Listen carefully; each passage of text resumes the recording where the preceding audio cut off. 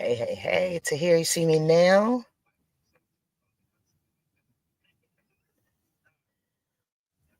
Hi, you see me. All right, cool. The only thing to hear is can I get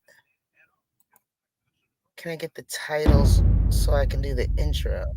Let me see. All right. Okay. So I see it says Diddy was, but I don't have the whole title so that I can do the intro for it. How do I see that to hear? So I can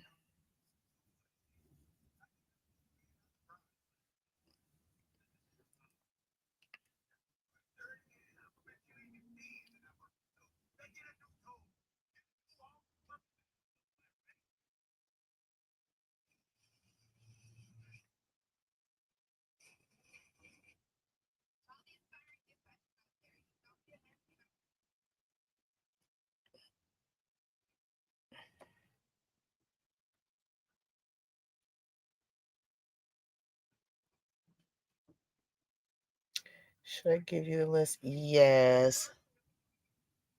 Yes, yes, yes, please. Yes. This way I can go from one to the other. Mm. We figuring it out to here. Look at us. We are figuring it out.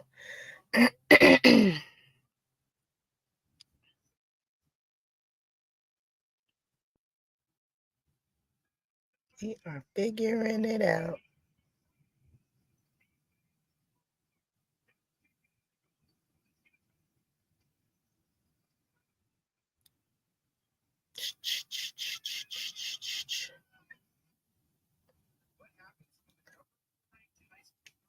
Yep, yep, yep, yep, yep, yep, yep, yep.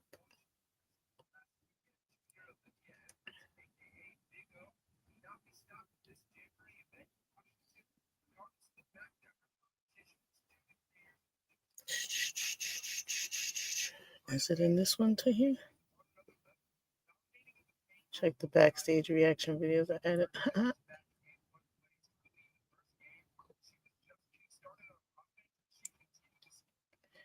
Yes, damn it. Thank you. Just tell me what it says on the bottom.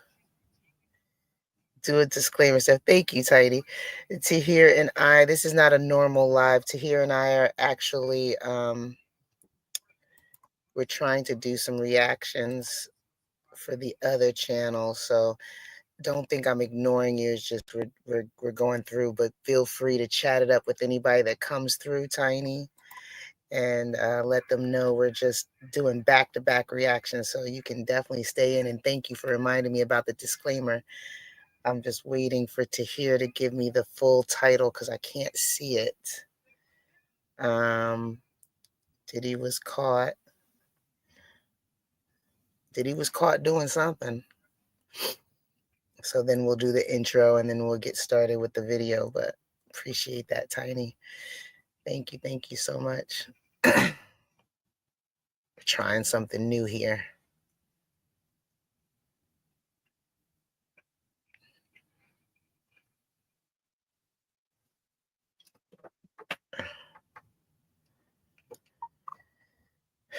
Diddy was caught receiving.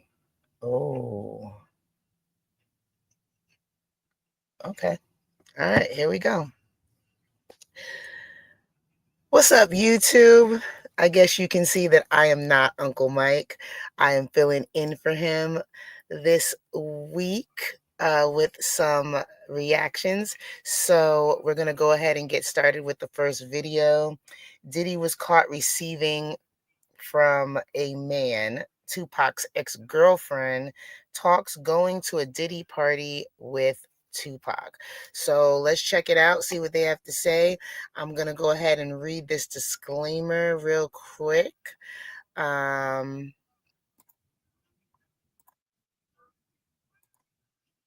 Copyright disclaimer under Section 107 of the Copyright Act 1976, allowance is made for fair use for purposes such as criticism, comment, news reporting, teaching, scholarship, research. Fair use is a use permitted by copyright statute that might otherwise be infringing. Nonprofit, educational, or personal use tips the balance in favor of fair use. No copyright infringement intended. All rights belong to their respective owners. Content might be gossip, rumors, exaggerated, or indirectly beside the truth. Viewers are advised to do their own research before forming their opinion. The content might be opinionated, and it probably will be because I am here. So let's get right into this. Diddy was caught receiving from a man. Tupac's ex-girlfriend talks going to a Diddy party with Tupac. Let's jump right into this, guys. Desiree Smith, welcome back to the Art of Dialogue. I am Penny Isaac, and we got some shit to get into tonight, Desiree. Okay, are you ready to get into the shit? I'm ready. Stay ready. What's up? Okay, well, first of all, how are you tonight? I'm amazing. How are you? I'm doing good. I was a little nervous before we started, but like now I'm like in my element, and I'm really excited to be talking to you tonight. I'm serious. Well, the feeling is mutual, Penny. Thank you. So most of us Pac fans know you as the girl in most of his jail photos. It's safe to say that out of all of the women he was dealing with at the time, you were up at the prison the most. But you were at Puffy's birthday party in 1994 with Pac, right? No, we met up there. Oh, okay. You met him at the party. Mm-hmm. I did. Okay, take me through that entire night. Like, who was there? Who, where did you see anything weird? Was it just a good time? So, at this time, it wasn't the freak off time. This was the just getting started time. I'm sure it was weird shit going on behind the scenes because them rumors been going for years. But no, it was at Roseland Ballroom, and that night I remember what I was wearing. I had on this really pretty dress. It was like a spaghetti strap, long tulle gown to my feet that just like accentuated the curves. It was black, and yeah, I went there. He told me he was gonna wind up going, so like if I was gonna go, we'd probably link up or whatever. So I was like, all right, I was going anyways before I knew he was going, but it was dope. It was everybody who you could think of at that time who was famous, but not as elaborate as his party started to get, with like really A-list. But this was hip hop, this was R&B, this was the culture at the time. They were all there. Everybody was dressed nice. Some people in suits, tuxedos, sweaters, just the vibes it was a dress up fancy party. The music was amazing. They had the stage, and that's where most of the, industry people were at. And then, on the bottom, it was a mix of everybody. And yet, it still wasn't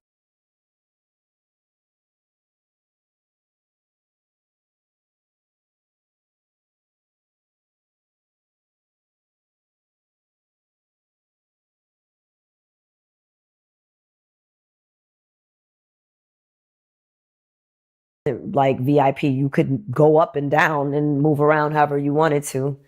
And that party was dope. Eventually I ended up bumping into him, and, we spoke, we hung out for a little while. And then, he asked me what I was doing, if I wanted to leave with him or at the end of the night or meet up with him. And I was like, of course. So that's what I'm saying. Like, you had to be dressed to impress. You couldn't come out with no jeans and sneakers and nothing like that or anything. Like, you had to be dressed to impress. You had to be fly to come to these parties or go out. Like, it wasn't even just if it was parties with famous people. If it was just regular folks, like we were going to the club, you needed to be fly. You wasn't coming out here looking like you just rolled out of bed. And that's the part that I miss about back in the day.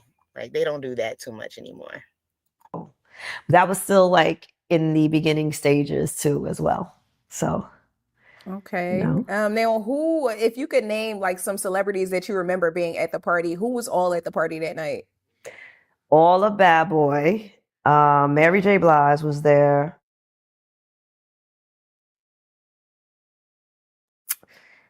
I don't know. I think Heavy D was there.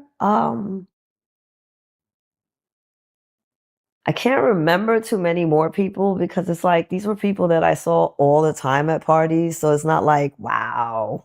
That was the environment too of the 90s. Like, you're not so impressed with these celebrities because they're so easily accessible. They're everywhere. They're at the mall, they're at the basketball courts in certain tournaments, they're at clubs. So, you see them everywhere, you know?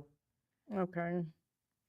Okay, so with all of the recent headlines about Puffy and all of the allegations of the drugging and the abuse and all hmm the drugs that he's allegedly on, hmm are you surprised by any of the headlines? Absolutely not. Nope. Oh, why, Desiree? Why? Because I know a lot of people that know him. I met one of his old security guards, and I've been knew the tea about him. Weird shit, liking strap-ons. I met this girl one time that did a photo shoot for him. It's a nice young lady from Canada. And me and her ended up going on vacation together. And a few months later, and she told me something that she saw go down at his house in the Hamptons. And then a few months later, she told me that she went hanging out with like his bodyguard and his entourage, and somebody drugged her and she doesn't know what happened. So none of this is alarming. And then she went back to Canada. So, And how long ago was this? Was this in the 90s? this was in the 2000s, maybe, yeah, maybe like around 2004, 2006, somewhere around there. Mm. He's been doing For me, it's the same thing. Like, not surprised. Nothing that said is surprising. Little things have been floating around for years. And it's a shame that, what happened to that woman, that she was hanging out, something happened, and I don't know if she ever reported or tried to report it, but she ended up going right back to Canada. Like, that's this dude here, I'm telling you. Yeah, the earliest allegations that I could find date back to like what, 91, 92, where he supposedly drugged a girl and she doesn't remember what happened. That's a similar That's story to what I heard from somebody that I know is not, I know she's not lying because she had no reason to lie. First, she told me she saw somebody doing something to him, and she walked in and she thought, he didn't, he never said nothing. He didn't even acknowledge her. So she's thinking she's under the radar. Next thing, she's hanging out in Miami, and, she comes back and says she don't know what happened and she woke up. And so, what did she say she saw? someone giving him head. That's as far as I'll go. And then you could do the math. Were they famous? Did she say they were famous? Oh, no, they wasn't famous. They was an assistant working with her. Okay. Yeah. So. An assistant. I want to guess, but I'm not. She didn't tell me who no, it's not somebody that you would know. It was somebody that, like, she came there, she worked doing photography and some type of media work where they shot ads and things like that. They were there to work, and she walked in the wrong bathroom and caught the wrong thing. Oh, wow. So, if she got drugged, it probably was some videotapes made to tell her to shut the hell up and don't repeat what she saw. And see, that's the thing that I've been saying from the beginning. Like, everybody's want to look at who the other celebrities are involved, but there's a bunch of people in here involved that we don't even know who these people are.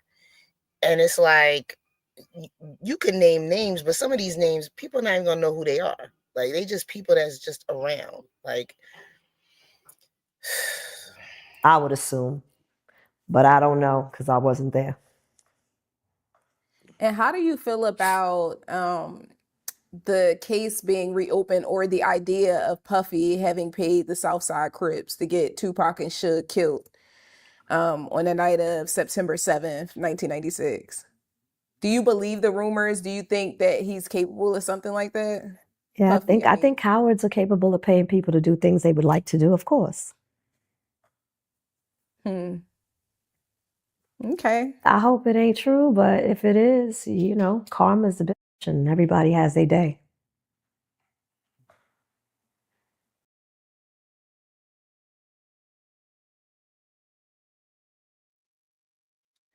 all right, and I agree, cowards. And I've been saying this for, my opinion. He's always been corny. He's always been a cornball. So yeah, do we believe that that's something that he could possibly do? Absolutely. But y'all tell me what y'all think in the comments. So I'm gonna go ahead and get out of here. Y'all take it light, take it slow. Tell him Uncle Mike told you so. Bye.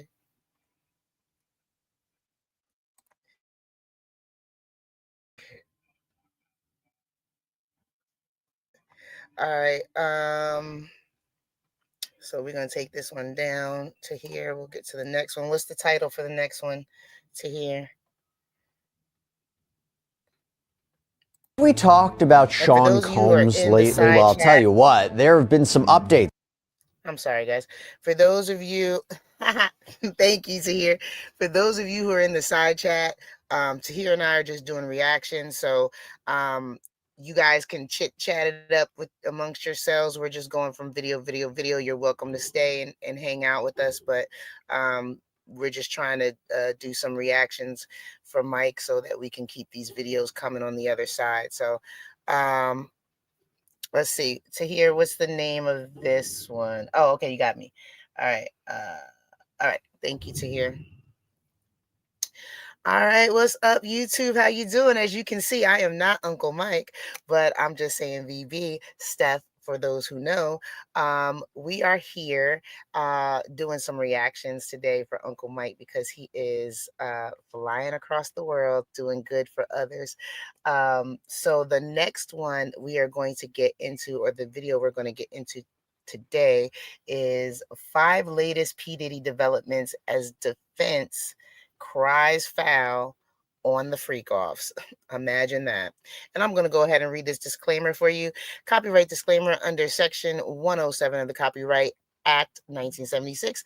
Allowance is made for fair use for purposes such as criticism, comment, news reporting, teaching, scholarship, and research. Fair use is a use permitted by copyright statute that might otherwise be infringing. Nonprofit, educational, or personal use tips the balance in favor of fair use. No copyright infringement intended. All rights belong to their respective owners. Content might be gossip, rumors, exaggerated, or indirectly beside the truth. Viewers are advised to do their own research before forming their opinion.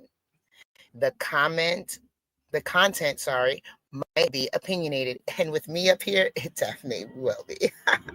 So anyway, let's go ahead and get started with the next video. 5 latest P. Diddy developments as defense cries foul on freak offs. They're crying foul. Look at that. All right, guys, let's get into this. What's going on in his legal world, and we're going to do a recap of some of those developments for you right now as his criminal trial is quickly approaching. Welcome to Sidebar, presented by Law and Crime. I'm Jesse Weber.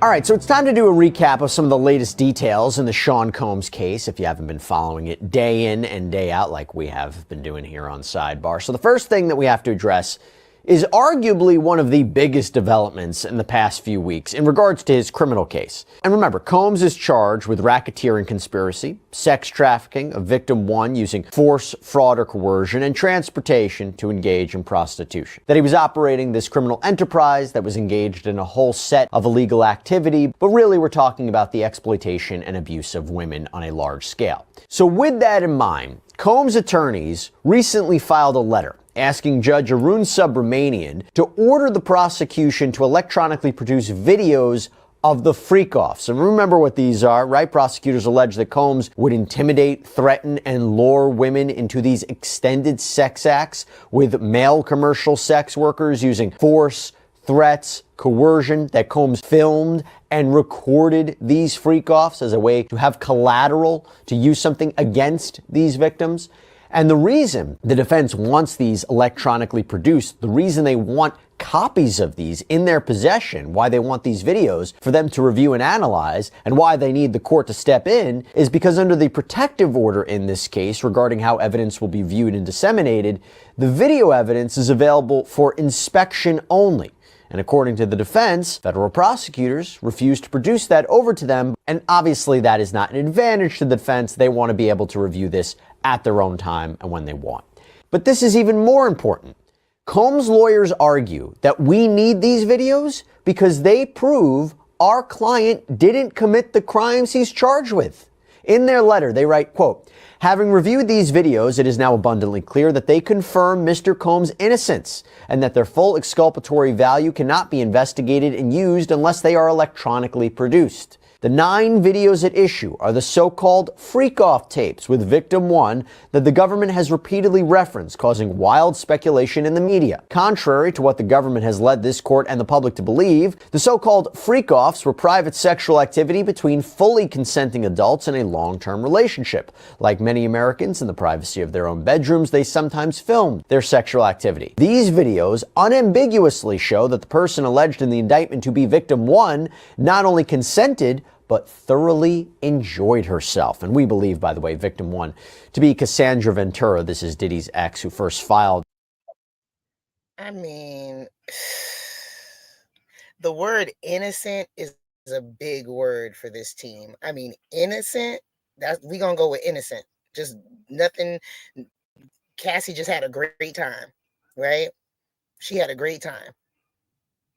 Okay, we gonna let them finish. That initial sexual assault lawsuit against Combs back in 2023. She was in that infamous surveillance footage that was published by CNN of an incident that happened in a hotel hallway where Combs is beating Ventura just while wearing a towel. It's a very disturbing video. He argues the videos don't show any orgies or celebrities or violence or coercion or threats or manipulation or evidence of anyone being under the influence of drugs, that this is not sex trafficking. Quote, "The premise that freak-offs are inherently dangerous shows that the government seeks to police non-conforming sexual activity and that it assumes, despite all evidence to the contrary, that a woman's willing participation must have been coerced." That's interesting because that's something we've long suspected, that the defense is not going to shy away from the term freak-offs. They might accept, yeah, Combs called these freak-offs, but this was entirely consensual. It was all in the up and up. It might be different to you and me, but there's nothing illegal going on here. By the way, going through all these legal issues with Sean Combs, particularly the lawsuits, let me take a second to call out the exclusive personal injury law firm of Law and Crime, our sponsor, Morgan & Morgan. This is a firm with over 1,000 attorneys. You know why? Because they win a lot. In the past few months, Morgan & Morgan secured a $29 million verdict for a bicyclist in Philadelphia, a $2.7 million verdict for a car accident victim in Florida, not to mention $5.6 million for a car crash victim in Georgia. And this was after insurance offered that client $0. Even if you think your case isn't worth millions of dollars, why not start a claim and fight for what you deserve? Marvin. Morgan & Morgan makes it truly so simple because you can start a claim from your phone in just 8 clicks. So if you're injured, you can easily start a claim at forthepeople.com/LC sidebar. Now, we spoke with criminal defense attorney Bradford Cohen about this, and this is somebody who has represented celebrities like Drake, Lil Wayne, Kodak Black. And the question is, based on the defense's characterization of these tapes, is that the end of the prosecution's case? Maybe not quite. By no means do I think this is any good for the state if it is the government, if it is exactly what they're saying that it is, if it depicts everything that they're saying, if the defense is right and it depicts these things, by no means is it good for the state, for the government. Is the question really becomes, how are they going to use those tapes? Are they using the tapes? Obviously, she's going to have to testify that she was under physical and mental abuse, and that's why she participated in these things. Whether or not a jury believes that is going to be a very big leap. But do I think that's the only evidence they have? Probably not. If the government is the government in the Southern District of New York, I can't imagine this is what they're hanging their hat on if it's what the defense describes. It's like one of those things that when you have a weakness in a case, the government has to decide how they're going to use that. My guess is they're going to use it to show that there were sex workers, that these sex workers were paid. I would imagine that they have the sex workers that are in the video to come in and describe what was going on or what happened before they went on tape, whether or not they had drugs or alcohol or anything else, whether or not Cassie had drugs or alcohol, whether or not there was a discussion between Sean Combs and Cassie before the tape started. So Right. I think that the tape is going to be one portion of it, but the testimony of either the sex workers that were in the video and or Cassie is going to kind of tie it together. That's my guess. Now, something else to address here with respect to Sean Combs' argument here. His attorneys say that these tapes weren't even seized from Combs' properties. So the idea that he had these secret tapes of freak-offs as collateral to be used against anybody like Victim 1 who turned against him, that's false. They claim that Victim 1 kept these videos on her own device for years and that Victim 1 produced them to the government. Now, from there, Combs' defense attorney argues that Combs has a right to copies of these videos by law, that it's backed up by his due process rights to defend himself, how a defendant is entitled to exculpatory evidence to be turned over by the prosecution, that even the federal rules of criminal procedure require this. Well, the prosecution responded in their own letter, and they argued the defense judge violated the protective order in this case because they included in their filing, quote, unredacted descriptions and characterizations of material designated AEO. This is attorney's eyes only. And they argue that this threatens the privacy of the victims. They shouldn't have disclosed what these tapes were about. And they are asking the court to remove it from the public filing, have it be refiled with redactions. Well, the defense responded in a follow-up letter, and they said, look, court, we will make the... All of this running around, redacting stuff. Puffy, you's a freak, okay? And you done got caught doing all types of heinous activity, and why these lawyers are trying to play these games, I have no idea. But come on, man, like it's enough is enough. Enough is enough. These requested redactions. We're not happy about it, and we want the court to actually step in, allow us to refile this later on with narrower redactions. Why? Because we believe that the government's request here was way too overbroad. Especially because the government has already told everybody what these freak-offs are about. They have been quite explicit and specific about freak-offs. And the defense argues that there is a presumption of public access here. This is about the government's key piece of evidence in their criminal case against Combs, the freak-offs. And they say that his trial rights are being compromised by not having proper access to this material. They write, quote, indeed, the public can only have confidence in the consciousness, reasonableness, or honesty of judicial proceedings if the documents on which judges rely are publicly available. And they say the government provides no adequate rationale or reason for sealing this information. I'm going to read you part of what they say. They write, while Victim 1 may have privacy interests that justify keeping the videos themselves under seal at this stage, including details of the content of the videos, the fact that Victim 1 was filmed while participating in the so-called freak-offs is public information. Indeed, the government has publicized that these were extended sex acts with male commercial sex workers and elaborate and produced sex performances that were electronically recorded. The government has publicized gratuitous details, including the use of baby oil, lubricant, extra linens and lighting, room damage, delivery of IV fluids. The government even held a press conference publicizing the seizure of more than 1,000 bottles of personal lubricant and baby oil. And the government has publicly asserted that during the freak-offs, alleged victims were subjected to physical, emotional, and verbal abuse, including being hit, kicked, and dragged, and that alleged victim claims are corroborated by videos of the freak-offs. Faulting the defense for characterizing that same evidence as exculpatory and consensual is an unfair double standard and demonstrates the government's intent to mislead the public and the court. In other words, they're saying, government, you already told everybody what all this is about. We're not going to give you specific details about the sex acts right now. But look, we're allowed to provide our own characterization of what's going on. You certainly did. Now, moving on. Another big update in the Sean Combs legal saga is the pretrial schedule in the criminal case. And we've talked about this before. There was a battle between the prosecution and the defense over this, and the court had to step in and set a schedule about what's going to happen. So, for example, on February 1st, the Enterprise letter is due. This is big. I want everybody to pay attention to this date because that letter filed by the prosecution, it should be laying out the specific acts and conduct that it says proves the racketeering conspiracy. So maybe dates, maybe times, maybe places, maybe the participants, maybe each illegal racketeering act. What are we talking about here? You know, we have all been waiting for more clarity and specifics in this case, so we may get that. February 1st, keep an eye out for that date. Then, on February 17th, both sides need to have their pretrial motions filed. 2 weeks after that, opposition filings are due. Then replies in those filings are due 1 week later on March 10th. And then when it comes to jury selection, which will most likely be quite the undertaking given Combs' worldwide celebrity and how much this case has been publicized, the proposed jury questionnaire forms are due April 11th. This is according to the judge's schedule. And that's essentially the first step, right? The forms that are going to be sent out to prospective jurors to gauge their eligibility for jury service. And by the way, talking about jury selection, that is going to be tough, trying to find fair and impartial jurors, especially again when there is so much coverage of Combs in the past year or so, and that includes being exposed to so many claims and so many lawsuits, which brings me to another update when it comes to Sean Combs. This is not on the criminal front, this is on the civil front. So a new sexual assault lawsuit has been filed. This was filed in New York State Court on Monday.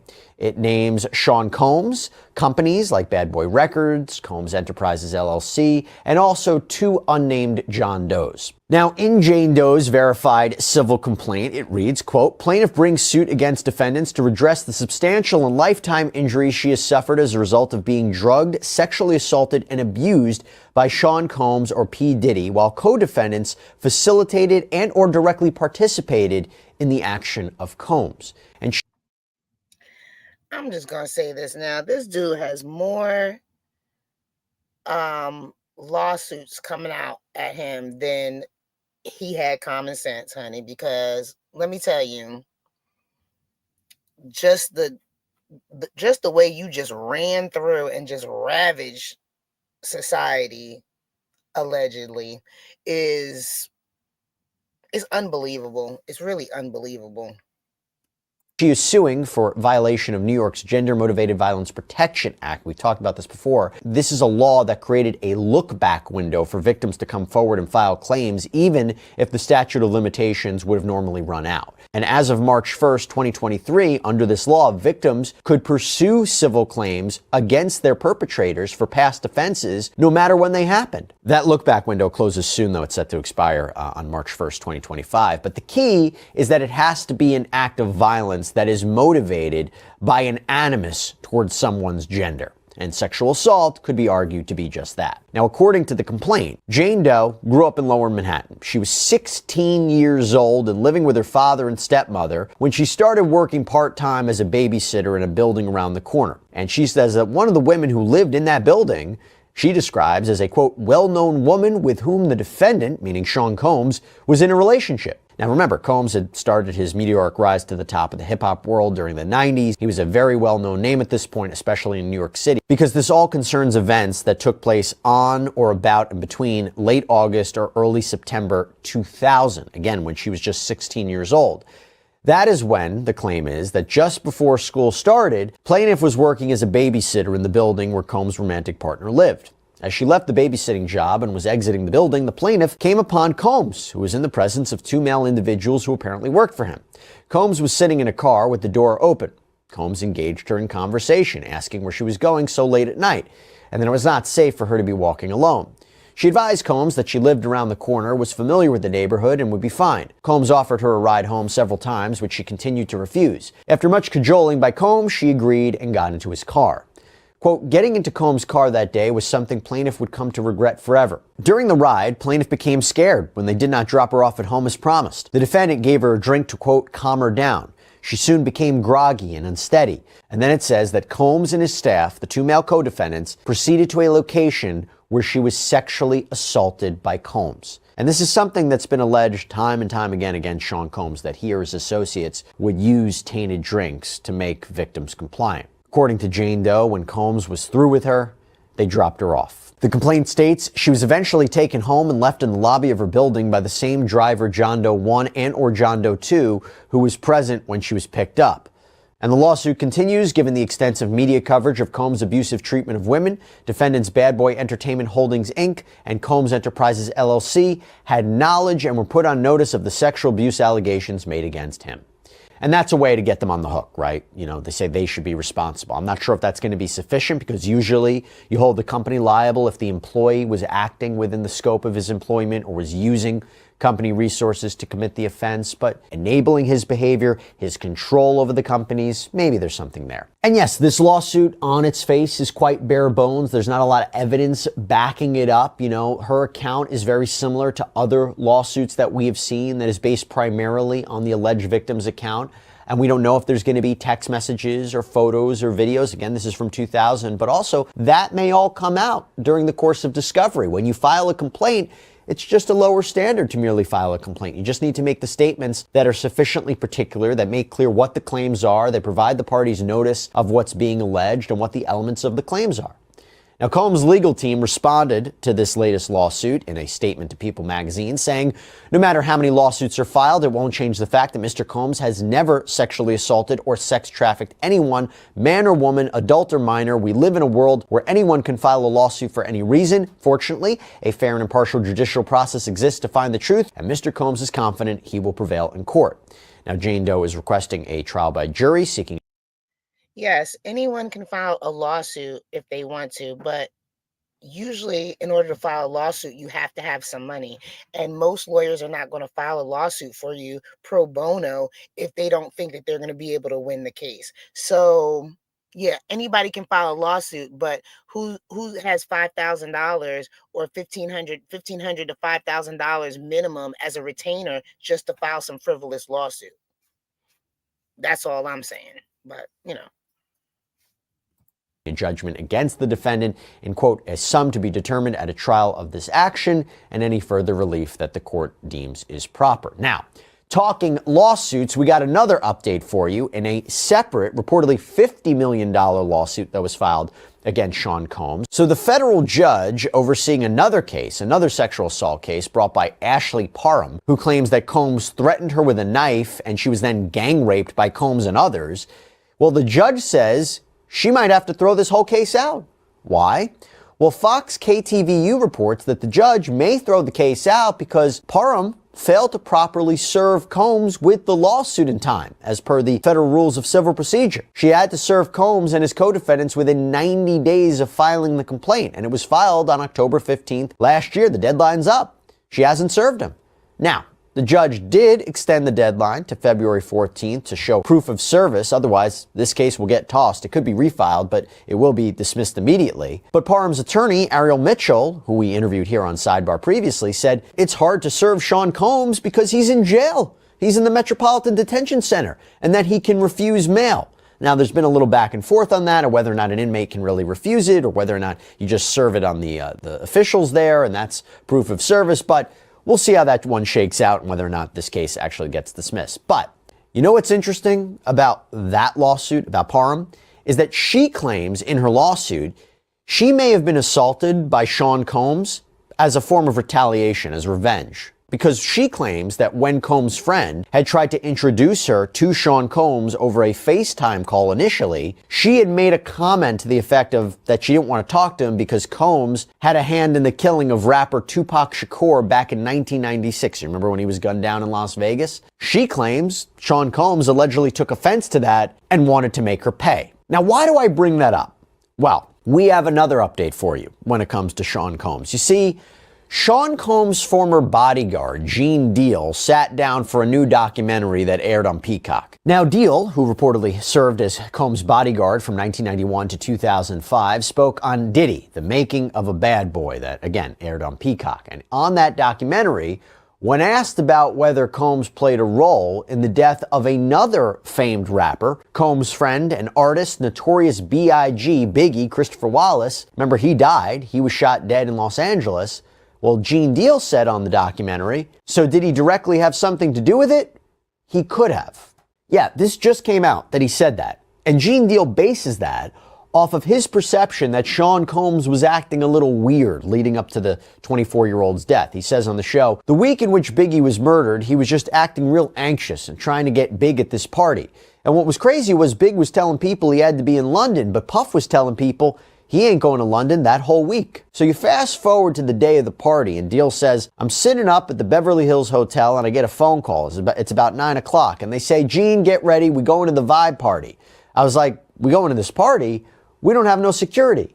And according to Deal, he tried to warn Combs that this probably wasn't a good idea. He said, yo, Puff, I got some intel, bruh. He said, what? I said, yo, man, if we go to this party tonight, one of us gonna get killed, somebody gonna die. Because now we had East Coast, West Coast beef. He said, yo, Gene, I don't want to hear that S, so we all jump in the car. Now, this was in reference to the infamous rivalry in the hip-hop world that lasted several years in the 90s between West Coast Death Row Records, so we're talking Suge Knight, Dr. Dre, Tupac Shakur, again, tragically killed in 1996 out in Las Vegas. Actually, some believe that Biggie was killed as retribution for Tupac's death. And then on the other side, you got the East Coast. We have Bad Boy Entertainment, Bad Boy Records, Combs' label, and he had his artist Biggie. And when you think, by the way, of Diddy and Biggie, you're thinking, more money, more problems, it's all about the Benjamins, victory. So Deal explains that what happens is they all leave this Vibe party. And he says, I was in a car with Puff, Big was in his own car, and the next thing you know, you hear pow, pow, pow, pow. Now, the FBI has stated that Biggie was in the passenger seat of a Chevy Suburban when a Chevy Impala pulled up at a red light and a shooter just opened fire, shot Biggie multiple times. And Deal tried to make sure, this is what he says in the documentary, that he tried to make sure that Biggie didn't go to sleep, that he wanted to keep him talking, to keep him alive. And according to Deal, they told him that they were taking him to the hospital, to which Deal claims Biggie replied, just do it. Deal says in the documentary, that's the last thing I heard Big say. Deal says, and they said the hospital was 2 blocks away, and that's the longest 2 blocks I ever seen in my life. Now, going back to Sean Combs, Deal says they go to the hospital. By the way, Biggie dies less than an hour after arriving, and Deal explains to Combs what's going on. Quote, so Puff ran out of the hospital door, and he grabbed my arm. He said, Gene, we gotta pray, we gotta pray, we gotta pray. And I knocked his hands off of me, and I said, pray for what? That ends dead, bruh. He was just stunned. He just seemed like he had this look in his eye, like he couldn't believe it, that he was dead. He couldn't believe it. Now, the documentary makes clear that Combs has always denied involvement in the killings of Biggie and Tupac. And in fact, Diddy's legal counsel, in response to the claims in this documentary, wrote, Sean Combs unequivocally denies the baseless allegations being circulated in connection with this documentary. Now, I actually spoke with veteran criminal defense attorney Brian McMonagle, who has represented stars like Meek Mill and Bill Cosby, about what effect this could have at Combs' upcoming trial. Take a listen. I don't think this is going to have anything to do with this criminal trial. Right. But it's got everything to do with jury selection. It's Right. And it's got everything to do with just where he stands in the eyes of the public and perhaps his jury as he starts a trial.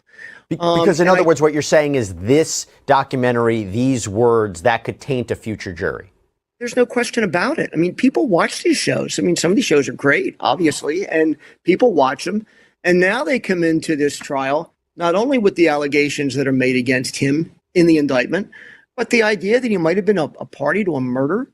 And so it's dangerous for the defense just in terms of jury selection. And this is going to be something that they're going to have to use in jury selection to see if anybody's watched these documentaries, listen to them.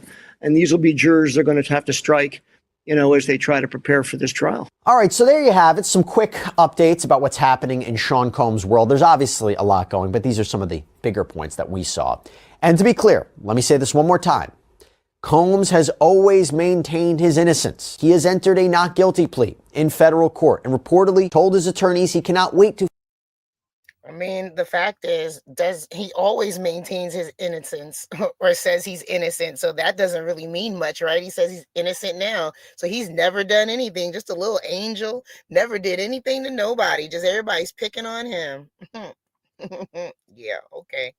Fight these allegations in court. And while Combs has previously settled that bombshell lawsuit that was filed against him by Cassandra Ventura back in 2023, he has never been found liable for any sexual misconduct in any of these lawsuits as of yet. And he and his attorneys have adamantly denied all claims of sexual assault. That's all we have for you right now here on Sidebar, everybody. Thank you so much for joining us. And as always, please subscribe on Apple Podcasts, Spotify, YouTube, wherever you get your podcasts. I'm Jesse Weber. Speak to you next time. Well, there we go with that. So, this is just going to be, I don't know. I feel like this is going to be equivalent to the OJ trial, and how it kind of spans across the world and people tune in and see what's going to happen. And, at the end of the day, I just hope justice prevails and everyone who's a victim of all these heinous activities gets their justice finally, because seems like it's been going on for a long time, allegedly. But anyway, I'm gonna get on out of here. You guys, let me know what you think in the comments. Take it light, take it slow. Tell them Uncle Mike told you so. See you later, guys.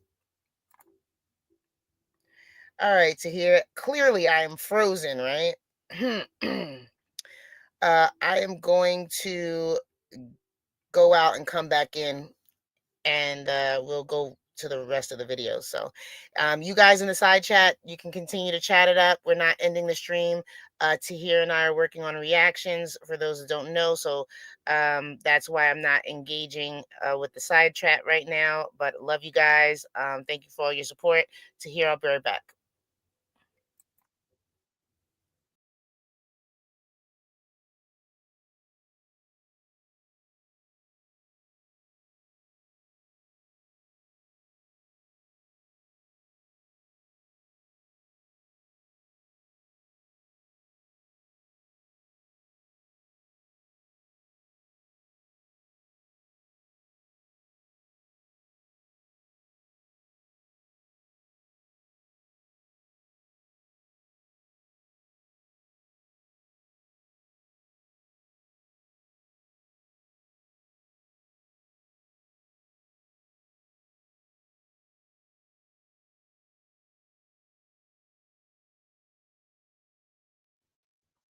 Okay, and I'm back.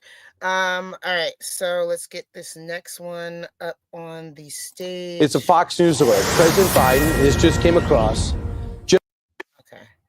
Let me go ahead and read this fair use thing when it comes back around, then I'll do the intro to here. Come on. Once again, guys, Tahir and I are doing reaction videos in place of Mike right now, just trying to help keep the channel moving with videos for the other channels while he is away. So you guys are more than welcome to stick around, chat it up on the side chat with each other. We're just going to be going through these videos pretty quickly here and doing some reactions, and I'm just waiting for this bottom ticker to come back around so I can read the disclaimer and then read the title for the next one. So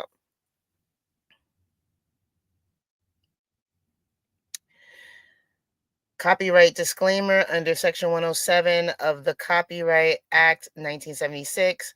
Allowance is made for fair use for purposes such as criticism, comment, news reporting, teaching, scholarship, and research. Fair use is a use permitted by copyright statute that might otherwise be infringing. Nonprofit, educational, or personal use tips the balance in favor of fair use. No copyright infringement intended. All rights belong to their respective owners. Content might be gossip, rumors, exaggerated, or indirectly beside the truth. Viewers are advised to do their own research before forming their opinion. The content might be opinionated. And with me up here, it definitely will be. All right. What's up, guys? How you doing? As you can see, I am not Uncle Mike, but I am filling in for him while he is away. I'm just saying VB, also known as Steph. And we're going to get into our video today. Breaking: Biden pardons Dr. Fauci, Mark Milley, January 6th committee members. Very interesting. Let's check it out and see what they're talking about.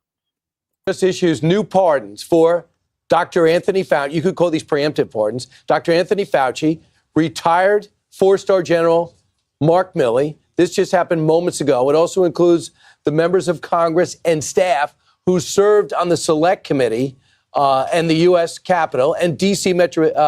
Metropolitan Police officers who testified before the Select Committee. This as Trump prepares to take the oath of office in just a few hours. Would that include Liz Cheney? So What it's a mess. No, it doesn't. I guess, committee? yeah, Select Committee. The whole select. But what does it say? Mark Milley, who is chairman of the Joint Chiefs of Staff under both Biden and Trump, you know that 100%. what he's done in the past. You know that he was calling China, trying to putting down President Trump. I mean, what are they afraid that Pete Hegseth is going to see when he goes to the Defense Department and look at the files and data? There's been no talk of going after Anthony Fauci. Well, Rand Paul is. There may have been some senators, but the president himself has not said he wants to prosecute Well, and here's Anthony Fauci. Absolutely right. And here's the thing. You pardon somebody who's been convicted. Right. They haven't been There's a convicted. confession. They haven't been charged. This is crazy. It will be interesting to read the exact. Yeah, I'm curious too. Why is Fauci getting a pardon? Anybody? Y'all tell me in the comments why you think he's getting a pardon. I have no idea why you would need a pardon if you weren't convicted of anything. If you didn't do anything wrong, well, we need to pardon you. Language, and because it just broke, we haven't seen it yet. But remember, when Hunter Biden was pardoned by his father, the language was extraordinary because it essentially, we know some things happened during certain time periods, but this was a 10-year window. Anything he did during those 10 years was essentially it was a get out of jail free card. So it'll be interesting to see the language, the perimeters of what time we're talking about, and what it talks about, what he has pardoned them from. His brother wasn't on that list. Incredible. He has 4.5 hours to pardon his brother. Not yet. I know that's going to get done. Yeah. Absolutely. By the way, the 51 Intel agents who said that laptop was fake, I believe one of the executive orders is going to rescind their security clearance. Security clearance away. But it's just so interesting to me that this is occurring right now. I mean, what Has is that it, ever happened? 4 hours away But how from is the it- presidency? But And you Lawrence, see has Marina it ever Ward happened? landing right behind us. Security. Has it ever happened before that a preemptive pardon was pushed? A Yeah. preemptive pardon. Just in case I do something or you find something, Right. you can't do that. I'm Steve Doocy. I'm Brian Kilmeade. And I'm Ainsley Earhart. And click here to subscribe to the Fox News YouTube page to catch our hottest interviews and most compelling analysis. Well, there we have that. So we're just pardoning. It just, goes to show maybe we should look a little bit deeper into why these people would need pardons. You just don't pardon anyone for no reason, right? Or we're just doing it because we didn't have anybody else to pardon. There's no one else in the world or in the system that was wrongly accused of something that might need a pardon. Just, something to think about. But you guys let me know what you think. So anyway, I'm gonna go ahead and get out of here. You guys take it light, take it slow. Tell them Uncle Mike, and I'm just saying VB, Steph told you so. All right, guys, see you later. Bye. All right, to here, we are moving right along. Okay. Has never changed. All right, here we go. What's up, YouTube? How you doing? I am here. As you can see, I'm not Uncle Mike. I'm filling in for him while he is away in the Philippines, helping people over there on the other side of the world. I'm just saying VB, also known as Steph. So we're going to get into our next video here. Exclusive footage. Ali Carter has put children in danger. This is from Too Strong. So we're going to take a look at this video, see what's going on. Let's check it out.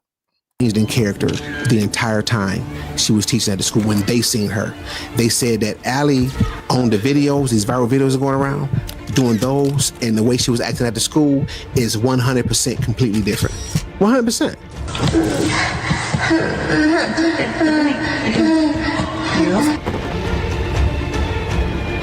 So Ali is acting. She's acting. She's a phenomenal actor. A lot of times dancers are actors. This is what she do. She's a professional actress. And she tricking people and got these people following her around and giving her money.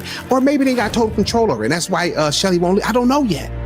We don't know, but we do know that this is not right.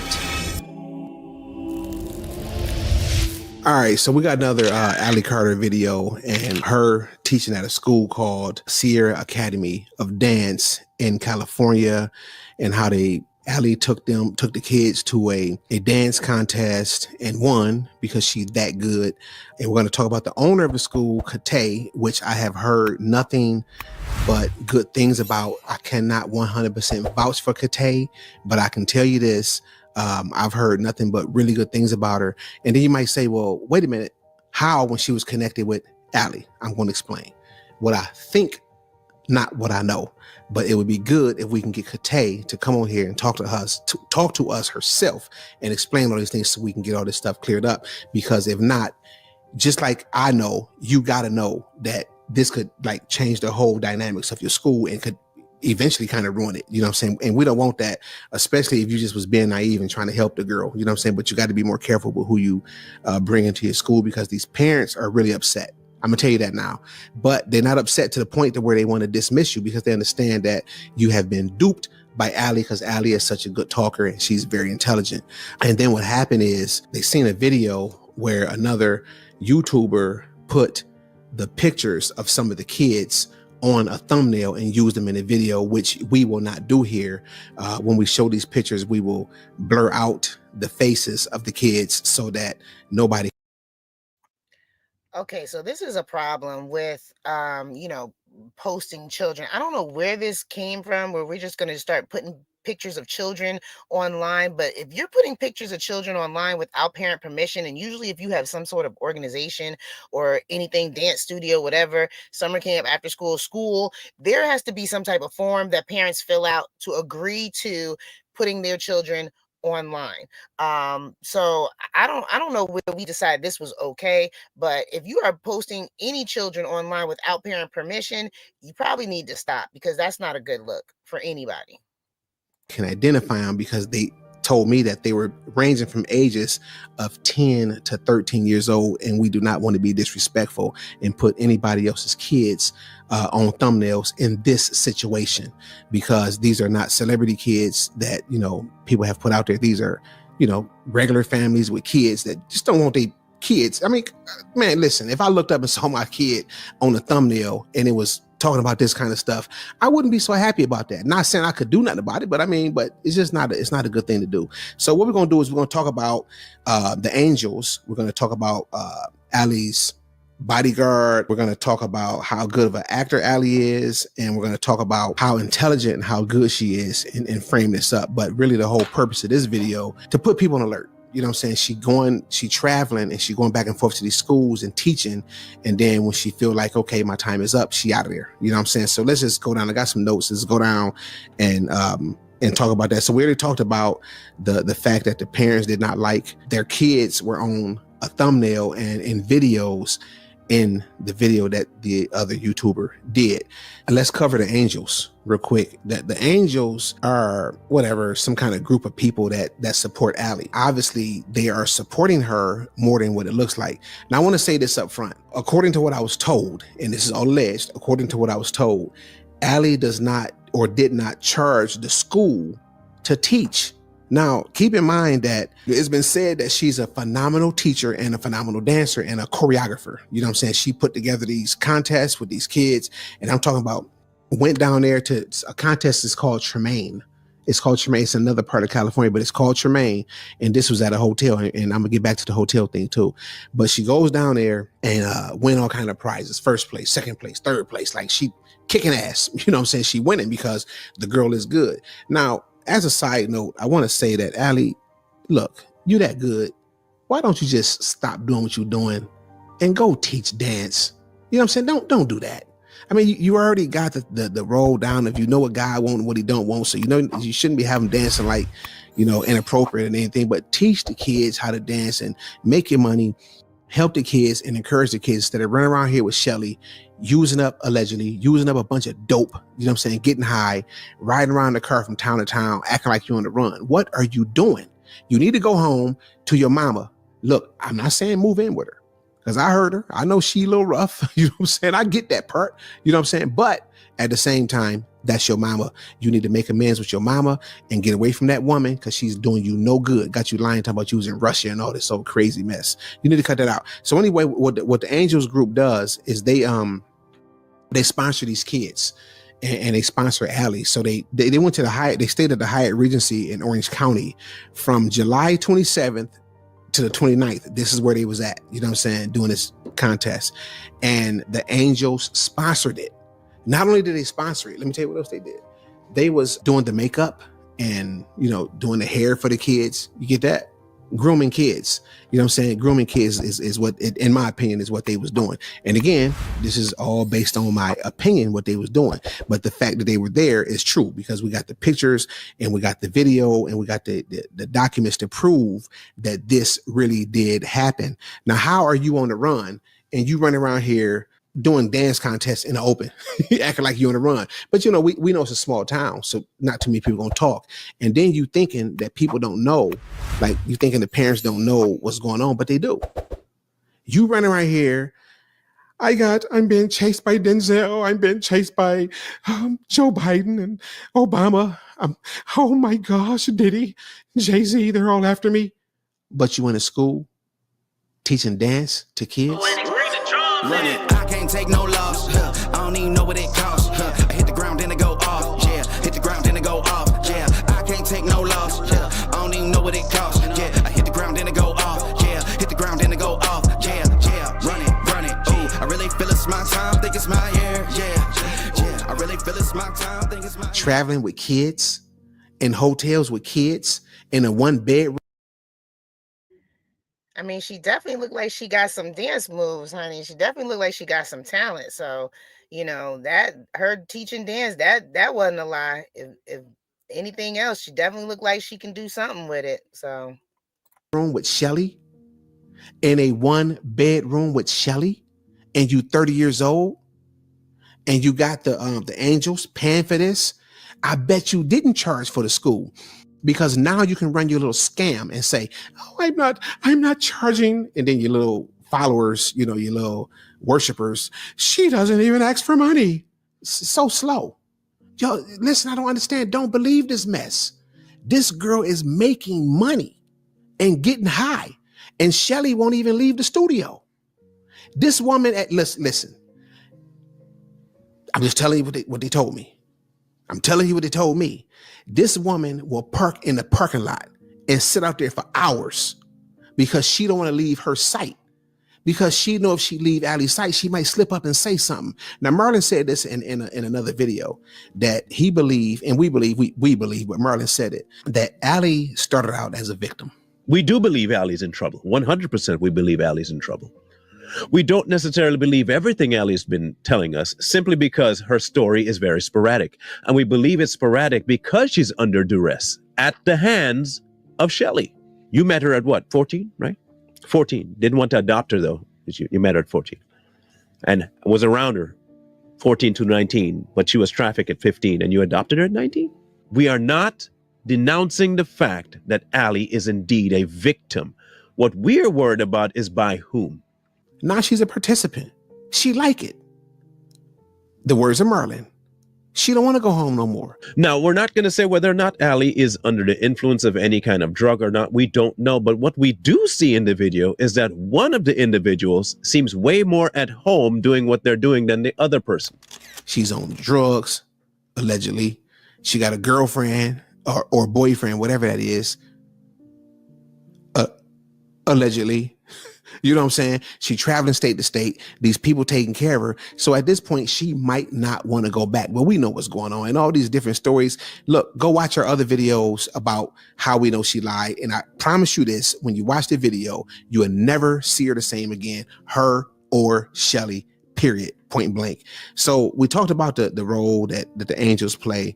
Let's go down to to Allie's talent and how she is a phenomenal actor. Now, but I want y'all to notice too, we got a little bit more information that we can really break down and go deeper into, but we're going to do that in a live. But I just wanted to get this information out there so that people can be on standby. So we found out that Allie is a phenomenal actor. She played some girl named Tiana or something like that in A Princess and the Frog. And I know I might have the name wrong, but I don't care. All you got to do is look it up, or some of y'all might already know she played Tiana and played, I'm talking about, they say she played that role like 40 Going North, and she got it to a T. She also would go into this mimicking a New Orleans cook. So she could change characters. She can change characters. Now this is what we've been told. Allie is not crazy. Like even I thought. Allie does not have DID, or she does not have this personality stuff. Look, both of them said this. Allie has never changed in character the entire time she was teaching at the school. When they seen her, they said that Allie on the videos, these viral videos are going around, doing those, and the way she was acting at the school is 100% completely different. 100%. I can't take no loss. I don't even know what it costs. I hit the ground and I go. This is why it's difficult to get a read, because, you know, you see these little video clips of Allie Carter and it's like you just see certain glimpses of it. And, you know, usually if you see someone and you see like a full, you know, video, or if you meet them in person, you kind of could get a better idea of kind of who they are, anything like that. Now, I will say that, you know, I don't know if Allie is, you know, lying or telling the truth, but I do know Allie did bring awareness or some type of alert to, you know, paying attention to what's going on with the children, whether it's her story or someone else's story. I can't say. I can say that the one thing that I felt uncomfortable with, or gave me a little kind of like, I don't know, is that Shelly was always seemed to be kind of hovering. There's never any type of independence when it comes to Allie. Every time you see her, Shelly is, you know, right there. And just looking at some of these other pictures where they're not in the car and Shelly is right there, almost as if, you know, she's watching her to make sure she doesn't say something that's not correct. And that gives me kind of, you know, vibes like, okay, what's going on here? Like, why is she so close all the time? So, you know, that's just me personally, but let's see what else they said. Yeah, hit the ground and it go off. Yeah, I can't take no loss. Yeah, I don't even know what it costs. Yeah, I hit the ground and it go off. Yeah, hit the ground and it go off. Yeah. So Allie is acting. She's acting. She's a phenomenal actor. A lot of times dancers are actors. This is what she do. She's a professional actress. and she tricking people and got these people following her around and giving her money, or maybe they got total control over it. And that's why Shelly won't leave. I don't know yet. We don't know, but we do know that this is not right. Then she pops up. Well, not she pop up. This bodyguard, this so-called bodyguard guy pops up. He the security. He's supposed to be watching over the kids and making sure everybody's safe. And you bring your kids with you? While you're protecting a girl that's on a run from elites, that's been in tunnels, that ain't been in, at least she ain't been in the tunnel shooting a video with Jay-Z, like she said. We proved that already in another video. That so-called in the tunnel, first of all, was a park in New York. Just go back and watch our other videos. We talk about this stuff. We broke the timeline down that it would be impossible for Tupac to be her daddy. Tupac ain't her. Why are you telling these dumb lies? And then you saying all this other stuff and you mentioning, all the presidents and all that. If you wasn't really on the run from these people, you would have been caught a long time ago, because it's not that hard for them to find you. They can find you, baby girl. So quit acting like, oh, we're on the run from place to place and the police is, listen, y'all can't wait to get pulled over by the police so you can turn your phone on. Look, guys, they're messing with us. They've been following us for 10 minutes. They didn't follow me for 10 minutes before because they followed you.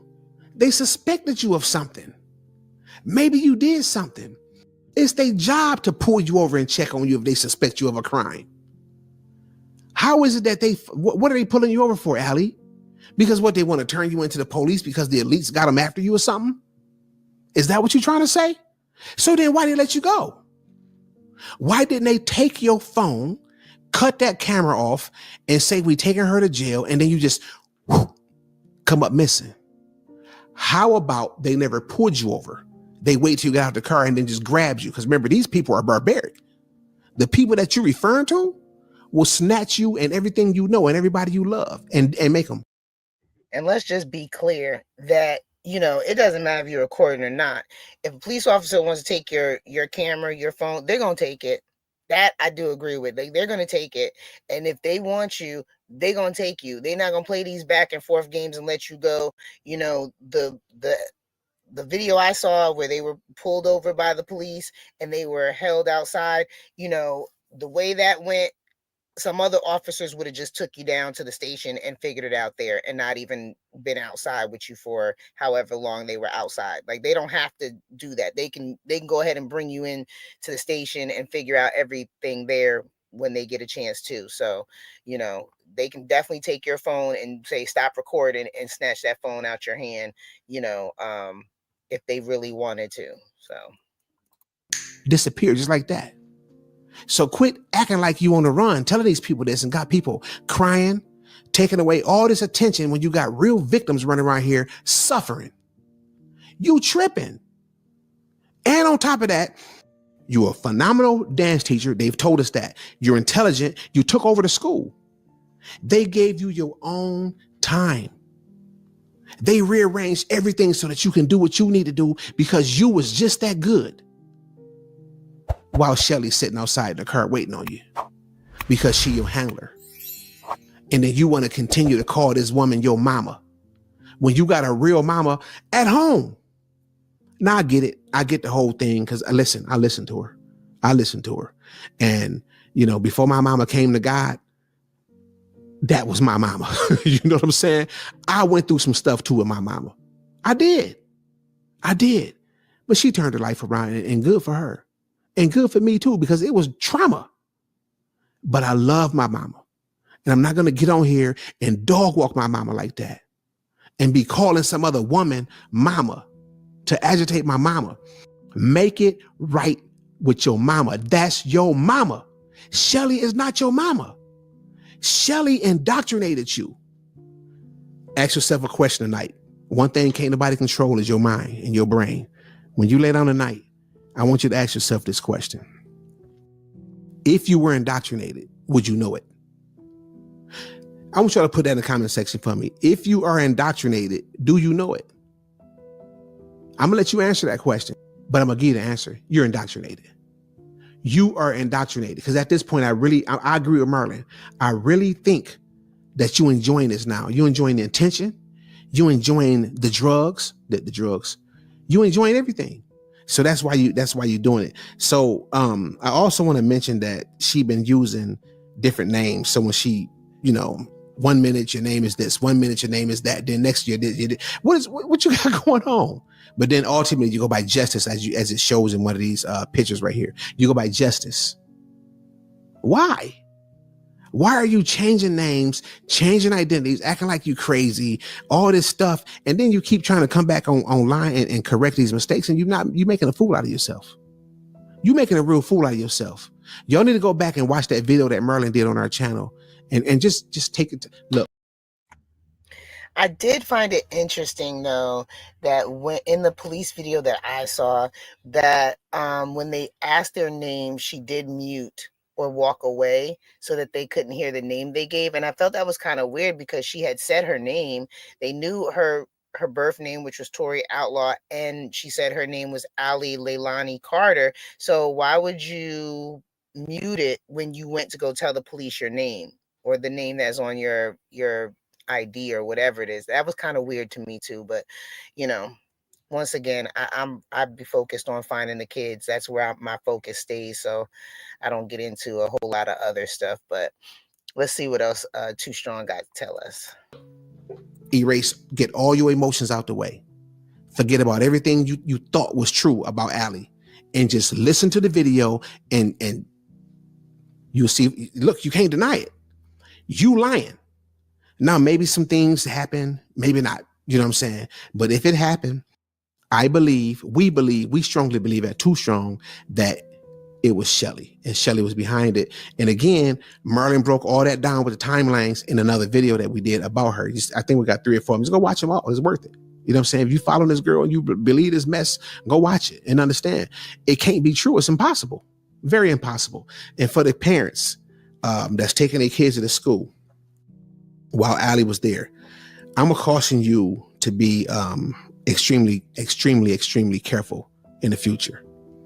Just kind of do your homework. You know what I'm saying? I know that for my kids, they used to be like, Daddy, chill out. I want to know people. I'm going to look at my kids' coaches in their face. I want to know who they are. And I want them to know that my kids got a daddy. Period. You got to know who teaching your kids, and you got to know who your kids are traveling with. This woman, if this stuff was true, has put every kid in that program in danger and did not care. Didn't care. Soon as she leave the studio, right on the internet, oh yeah, we just were on a run again and these people are trying to kill us and y'all sending money and all the support and crying and calling us idiots, calling us names, dogging us out because we bringing forth the truth while she taking up all the attention, and you got other kids running around here suffering, crying out loud, and can't nobody hear them because you're steady screaming, Allie's going to save the children. How? What are you doing to save the children? What have you done? What do you plan to do? Nothing. You just run around with the story and then sniggling and giggling and collecting money. That's all you're doing. You know what I'm saying? So I just think that people need to really, really think about what they're doing and watch who they send their kids to. And Allie, you're not crazy from what I understand, from what I'm hearing and how I see how good you are teaching these kids and everything. I just think, and you're not traumatized either. You know what I'm saying? You might be on drugs. I don't know what kind. I got my suspicions. I got my strong suspicions and I got my reasons why I suspect it, but I'm gonna just hold on to that until we do the live because we got a little more information we want to put out. But we wanted to, kind of get this out there to let people know and put people on standby. And I want to say this again as a final. Kate, the owner of the school, please hit us up, twostrongpodcast@gmail.com. And for the parents, if there are more parents that want to speak out and express yourself, and even if it's just the fact that you want to support Kate and let them know that she is running a really good school and she's a good person, which again, I'm not vouching for that because I don't know, but from what I understand, there's been no complaints or missing kids there, thank God. And Kate is a stand-up person that's just, you know, no disrespect, Kate, just a little bit naive, and you let this girl come in and con you. So, ladies and gentlemen, pay attention to what you're doing. Keep the antennas up in the air and wake up before you go to sleep. Peace. We out of here.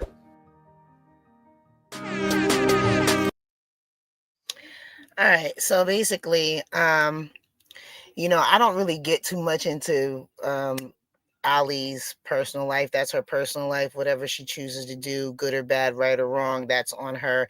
My whole thing, if anyone has known me as the co-host with you know, the Music Recording Network Live or on my channel, is all about finding these kids, and we have taken some steps to find the kids. So I do appreciate anyone that has come out and said anything to at least give attention to you know, what's going on with these children. And that's kind of where I stop, you know, being involved or concerned with it. So, you know, I get it. There are other people out here that you feel like, you know, you were lied to. You feel like, you know, that it's not the truth, and you want to, you know, get to the bottom of it. And I understand, and everybody has the right to feel and the way that they want to feel, do what they want to do. And just like the people that support Ali, they have the right, if they want to support Ali and they feel like she's telling the truth, they have the right to do that as well. For me personally, you know, I just feel like, you know, I want to do something to help these children that are out here that are suffering, that are struggling. And, you know, we have built this network that's coming together to do actually that. And so, you know, I'm grateful for that opportunity to be able to do that. And I hope that whatever happens with Ali, her mother, Shelly, whoever the case, I hope that she's safe. I hope that she's, you know, her family there at some point they're able to reconcile with whatever their family issues have been, because we all know that families have issues. Nothing is perfect, you know, and so not even, you know, being a victim makes you perfect. So with that being said, y'all let me know what y'all think in the comments. So we're gonna go ahead and head out of here. Take it light, take it slow. Tell him Uncle Mike, and I'm just saying VB told you so. All right, guys, have a good one. Bye. All right, Tahir. Let's get to the next one. For you guys that don't know, Tahir and I are doing reactions from Mike while he's away. So that's why I'm not really engaging too much in the side chat, but you guys are more than welcome to stay, chat it up with each other. We love having you guys here, but that's what we're doing. So we're just moving through these videos, trying to get them done so that Mike has content for the other channels while he's not here. So I realize I'm not Mike. I'm not as good as he is with these, but we're trying to get it done. Right, Tahir? All right. Let me put this other one up on the stage, baby. and then we'll do If you are the intro for it. So let's see. Gonna read this copyright again, and then do the intro. I'm waiting for the ticker to go back around. Tahir, I think we doing our thing today, right, Tahir? I feel like we getting stuff done. Oh goodness, I was frozen for one of the videos, and I was like, well, I'll just leave myself frozen, go out, come back in, because it froze me in a position. I was like, so it worked. We'll make it work. Hopefully Mike will be pleased. All right, copyright disclaimer. Under section 107 of the Copyright Act 1976, allowance is made for fair use for purposes such as criticism, comment, news reporting, teaching, scholarship, and research. Fair use is the use permitted by copyright statute that might otherwise be infringing. Nonprofit, educational, or personal use tips the balance of fair in favor of fair use. No copyright infringement intended all rights belong to their respective owners. That part. Content might be gossip, rumors, exaggerated, or indirectly beside the truth. Viewers are advised to do their own research before forming their opinion. The content might be opinionated, and with me up here, it definitely will be, because you know how I do. Let me go ahead and do this real quick because that's annoying me. All right.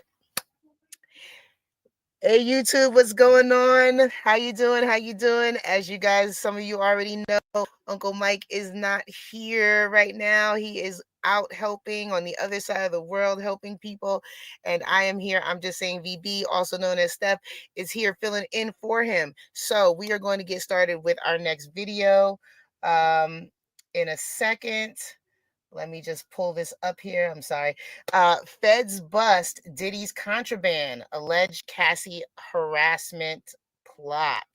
So let's see what's going on with that, okay? All right, let's get right into it. On Diddy Combs. Oh, things have just gotten so bad for you. Y'all, the government is coming out swinging. They have issued another letter.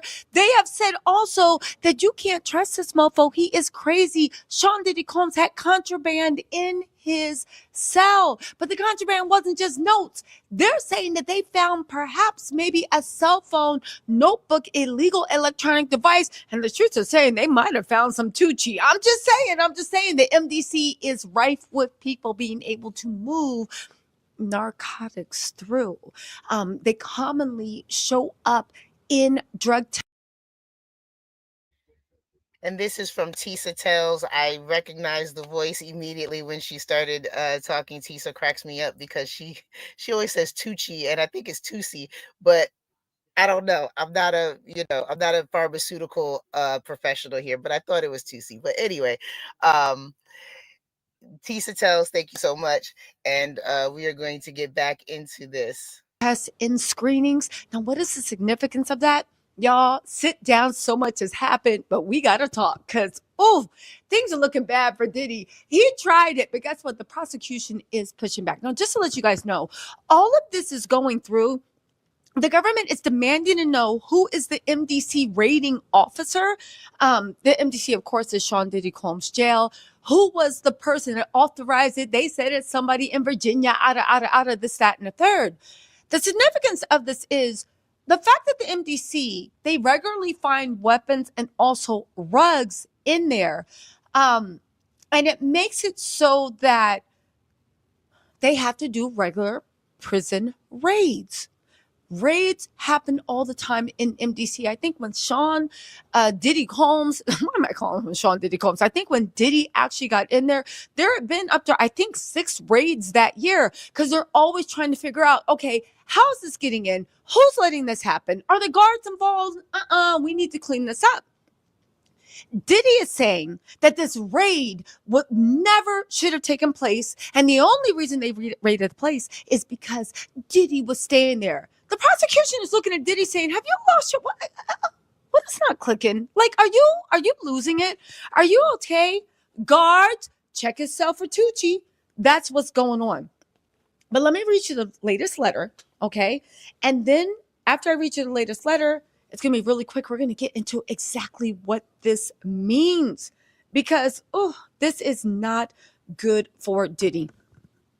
Okay, so the letter says, Dear Judge, the government respectfully submits the attached declarations in response to the January 3rd order and further support of its opposition to the defendant's motion for a hearing and other relief. The government has signed 1 million affidavits saying, we did not plan the MDC raid. No, we didn't leak this to the news. No, we didn't do this. And no, we didn't do that. At the request of the Bureau of Prisons, the government respectfully seeks to file a declaration attached to Exhibit B under the seal. Based on communication with counsel from the BLP, the government understands that the information contained therein reveals sensitive law enforcement techniques and reveals the identity of an employee involved in the ongoing BLP-led investigation. All right? They also said, finally, with respect to Exhibit A, the prosecution team declaration, the government provides information requested by the court, but in doing so does not waive any applicable privileges, including law enforcement privilege and deliberation process privilege. Woo! Now, why is this so good? Baby, let's get into this, because I will say one thing. The prosecution showed up. The prosecution clocked in, and we are here to see it. All right, let's go. Okay, so where do we start? Even though Diddy thought he did his big one, there's a few things that the government shot down and that the government also put on the table, and Diddy's team is scrambling. They are terrified because they thought they had the government on the ropes. I don't know if they truly believe the government has no proof or if they're just saying that so Diddy feels better. Okay, so let me take you on the overview and then we'll get into nitty gritty, right? They are saying that Diddy 100% was involved in witness intimidation, and he used coded language, okay? He had a bunch of unauthorized communication methods. You know the BLP raid, right? His attempts to discredit a witness, namely witness one. Participation in the MDA suite, the government's coordination in handling that. But here's the thing, and I'm going to talk about that witness intimidation because that's a lot. But let me get to the point because I know that's what y'all came here for. Okay. The government does not have a fear of exposure like Diddy's team assumed. This clearly says that they understand Diddy's tactics. And they understand that they are trying to inch and inch and inch and get more and more and more so they can discredit the government. But not only that, Diddy's worried about what they found when they did that raid. Diddy doesn't remember what was written in his cell. Because how else could you explain this, right? The government is being cautious that revealing too much about their methods, their surveillance techniques, or investigative processes could compromise ongoing or their future investigations into Diddy and their co-defendants. All right? Now get this. For example, if Diddy's legal team actually gained insight into how his communications were monitored, they could potentially develop strategies to exploit these gaps in the future cases, right? Also, if this case sets a precedent for courts requiring disclosure of certain sensitive materials, like their covert investigation, it could undermine law enforcement's ability to keep specific tactics confidential in other cases. Also, the deliberate process privilege they speak of in that letter, it allows the government to protect internal discussions that led to their strategies in prosecuting Sean Diddy Combs. Now, if you guys don't know, Diddy's team has been hooting and hollering saying, we deserve this information. They're literally saying, well, how'd you know we were guilty? Right? And just like, mofo, the question isn't how we knew. It's a question of, are you guilty? The nerve, all right? This ensures that the government can argue their case without exposing vulnerabilities in their reasoning, which the defense could exploit to undermine the prosecution. Again, their whole defense is, how'd you know we were guilty? We just did, but they want them to explain. So when they explain, that becomes the case. Oh, well, Your Honor, they just made an assumption. Okay, but even though we made an assumption, the assumption was right. Guards, take Diddy's phone away again. He texted Mark Agnifilio too much because every single time we get these letters, Diddy is on that burner phone going crazy, Twitter fingers, and then Mark Agnifilio is filing a million motions that don't make any sense, right? Now, here's the thing. Now he out here going crazy with some Twitter fingers.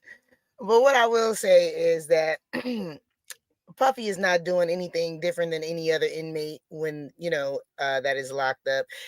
Having a burner cell phone is not uncommon, and you got to think about this. Puffy has the money to be able to get in pretty much whatever he probably wants legally, and then following suit with any other of the inmates that can get in any of the illegal contraband. So it's not uncommon for a cell phone to be inside illegally as contraband. Those of us who know, but we're gonna keep going.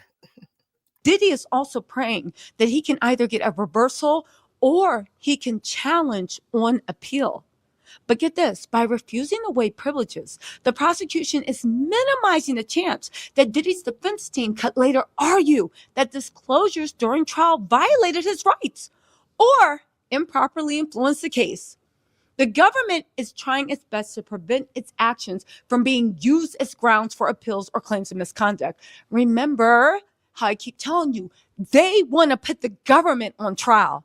Diddy is ridiculous. Imagine this mofo that got the whole world saying he guilty, and you want to put the federal government on trial? How dare you think I'm a sex trafficker? What makes you think? It's right there in the indictment. But what made you think that? It's right there in the indictment. But what made you even look into me being a sex trafficker? You have an ex-girlfriend named Cassie. They filed a criminal complaint anyway, but they want to put that all on trial. Now listen, this is also an astute courtroom strategy because keeping privileged information intact ensures the government maintains an advantage in the trial. They control what information is presented to the court while protecting sensitive areas that could complicate their case. All right. Now, what is the contraband? Well, that they found in the Bureau of Prison suite, cell phones, perhaps electronic devices. Okay. This is why they're saying they're not only is he using prisoners' minutes, but also the text me. That was such a big deal because he was sending emails off of a burner phone. This is what is being alleged. Okay. Nobody knows this is true. This is actually a guess. I'm guessing right now, right? But it would make sense. And that's why the Bureau of Prisons is having so much trouble actually finding out who he is emailing. Because if you email off of the prison's computer, they have a list of everything you emailed and everything you said, right? Now, we all know there's notes and plans. The only problem is Diddy might have been on that Tucci, right? That Tucci that's circling around the MDC, because, you know, they have a problem with that there. And he actually doesn't know what his notes or plans were, okay? It highlights that papers and an address book were seized, which allegedly contained plans to discredit witnesses and gather damaging information on others. This is crucial evidence for showing of Diddy's ill intent and also his misconduct. All right. Now, drugs are a common type of contraband found in prison settings. If drugs were found, it could further demonstrate that Diddy just basically doesn't care about the law or prison regulations, adding weight to the prosecution's case. Now, we don't know if any weapons were found. I mean, I don't know. Did Diddy look like he knows how to use that blicky when things get sticky? I'm just saying. Again, the broader thing that the government is trying to highlight is rather than putting themselves on trial, they're saying, yeah. Diddy was the one in possession of contraband, especially items intended for nefarious purposes, discrediting witnesses or even threatening others, right? This damages his character and strengthens the government's portrayal of him as manipulative, untrustworthy, and a whole slew of other things. Okay? Now, again, the government also does not want to give anything because they are not going to give defense an inch to play around in. They are determined to literally, they're not going to let defense undermine the public trust. Okay? Transparency around law enforcement actions, you got to remember, are a double-edged sword. While it assures accountability, revealing too much could lead the public to public criticism of their methods or accusations of misconduct, particularly because Diddy's team seems to be spinning that. Again, they know how the government, to a certain extent, makes the bread, and the fact that Diddy is a loaf of carrot cake with no cream cheese icing, they still want to say, well, why'd you bake it like that? What happened? Also, there are security risks. It could endanger law enforcement personnel or witnesses that they're concerned about involved in the case. Again, the government's actions are strong evidence that they have a lot, and Diddy is trying to deliberately discredit them, right? The significance of these privileges cannot be underscored, right? and Diddy's alleged misconduct. Again, with this letter, it looks like the government is saying, oh, hell no. Hell no. Do you know what's going to happen? Do you know what's going to happen? We're not going on trial. Diddy's the one on trial. We will not be entertaining any more of your foolery anymore. Anyway, you guys, let me know what you think in the comments. I'll talk to y'all later. Bye. So yeah, so I've said this too from the beginning. Puffy is not here with us. He is somewhere else in his mind of where he thinks he's fighting this thing, and he's just not here with us. And because he's not here with us, his thoughts and how, you know, how he should be treated, what should be going on, what people should believe is just totally askew from where we are right here. Like, we see exactly what's going on, how this is playing out, what it's looking like. He doesn't see it the way we do. And so with that, you know, I don't know. You guys let me know what you think. I'm about to get out of here. Take it light, take it slow. Tell him Uncle Mike, and I'm just saying VB told you so. All right, guys, bye. All right, to here. Let's get this one down. Hey, everybody in the side chat. Hey, Melinda, Tiny, Storm, anybody that I missed. Let's see. I know you guys are here watching. Just gonna say that me and Tahir, love you too. Me and Tahir are here doing reactions for Mike while he's out for the other channel. So that's why I'm not really engaging too much with everyone. But you guys are more than welcome to stay. Chat it up amongst yourselves.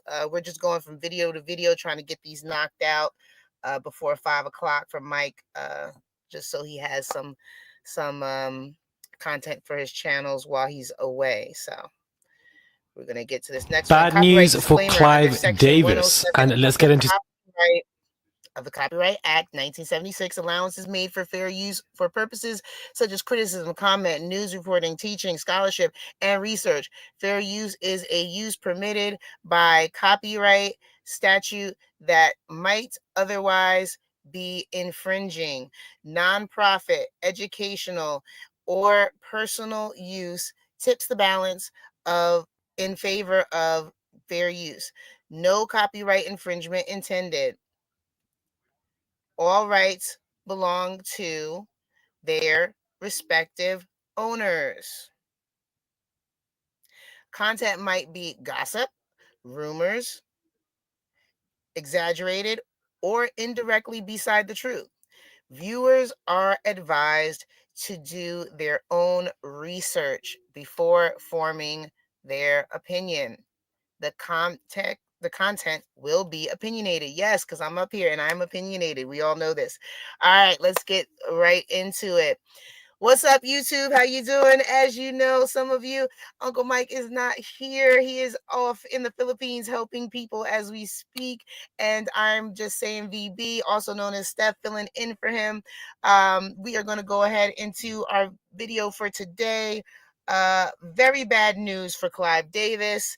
It begins: Kanye terrified, Diddy more tapes, fearful celebrities. Let's get right into it and see what they're talking about. All right, guys. some Diddy updates and everything going on with Kanye West. Hey guys, it's Murad Murali, daily and consistent content. Let's get straight into this, where Radar Online guys are reporting that Kanye West is actually playing it safe and completely staying away from America amid the stack of lawsuits thrown his way. The controversial rapper is also said to be trying his best not to be dragged into the Sean Diddy Combs legal mess. Radar Online can reveal he is married to Bianca Censori and he is absolutely terrified with all the stuff that is going on with P. Diddy. He does not want to be dragged into it continuously, especially with new music and a new album coming out, and that he is staying away from America. He's basically on a permanent kind of holiday vacation, not returning to the country. Now, how him staying away from America means that he won't get dragged into lawsuits doesn't make any sense to me, because you can still be put into lawsuits no matter where you are. Him being terrified would make sense, because the lawsuit that Kanye was dragged into with Diddy, the allegations were absolutely disgusting and horrific. And if he was so bold and confident to act like that with Diddy to that girl, I'm pretty sure there are a lot more stories and a lot more things to come. So him being terrified does make sense. Now, moving on. Whew, this is big. But Clive Davis, guys, is basically being snubbed badly, as a lot of people are upset with him for this pre-Grammy party that he's organizing, considering there's been these LA fires. They are seeing him as a fall from grace after a very tone-deaf choice. Legendary music producers and celebrities are boycotting Clive Davis's once iconic pre-Grammy Awards party, and that it's lost its appeal among Hollywood A-listers. Whilst the star-studded soiree was once viewed as a pinnacle event in the industry, hosting the likes of Whitney Houston, hosting the likes of Alicia Keys, and etc., and everybody came in droves, A-lists are snubbing Clive Davis ahead of his big night, and insiders have been left wondering if the music producer's touch is finally beginning to slip. I mean, he's only 90 something years old, right? So at this point, why are you upset now that Clive Davis doesn't give a what about anything? I mean, this is the same man that when Whitney passed, hours later, we're downstairs partying it up because she would want that. So why should he care about anybody's home burning down or anything that's going on in California with these fires? As far as I can see, he's business as usual, right? But, that's just what I'm just saying. Clive's parties used to be the event of the Grammy weekend, but this year it feels like nobody wants to be associated with him. It's a major fall from grace for an event that once defined Clive's star power. But it seems that isn't the case, no matter what he's planning to proceed. Taylor Swift is one example of somebody who obviously attended one of his many parties, but it looks like these people won't be going. Now, it is a great PR move for all of these celebrities. Meghan Markle delaying her Netflix documentary, Beyonce delaying her announcement. So many celebrities publicly announcing their support for etc. They're all doing this for PR. They don't really care about people. A few of them do, the majority of them don't. And so Clive Davis continuing on with this, party, you are digging your own grave and you don't even know it.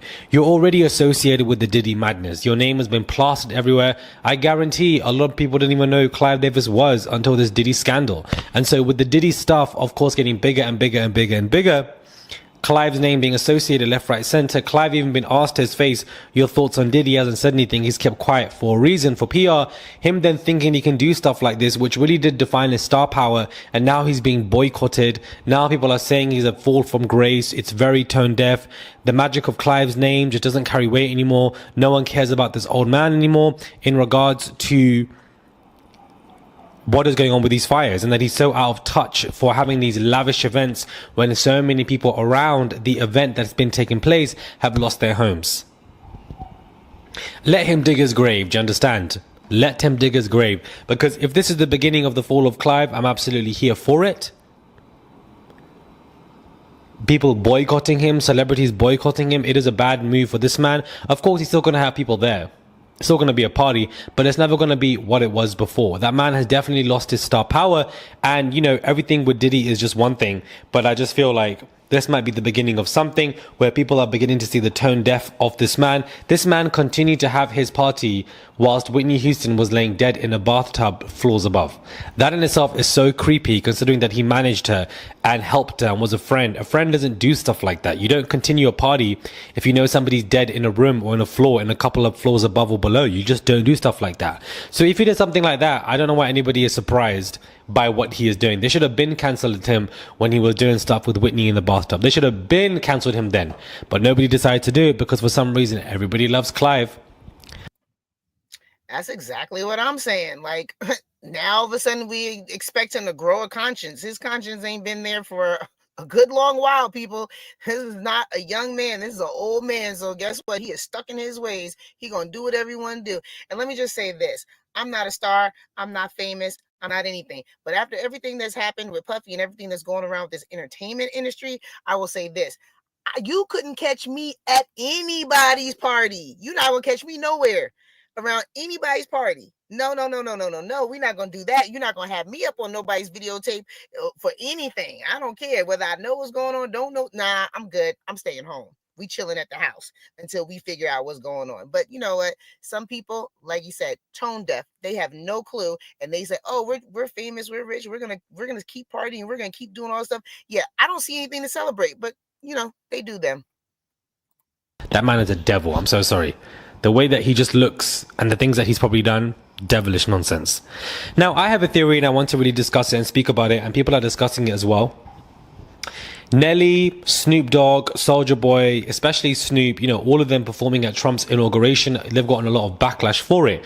Soulja Boy has also come out to say that, Trump gave me money at a point where I needed money. So, of course, he believes that he owes loyalty. But I genuinely believe that these celebrities are associating themselves with the current presidency and the inauguration and getting on good Trump books, because Trump's going to love you if you're playing at his inauguration.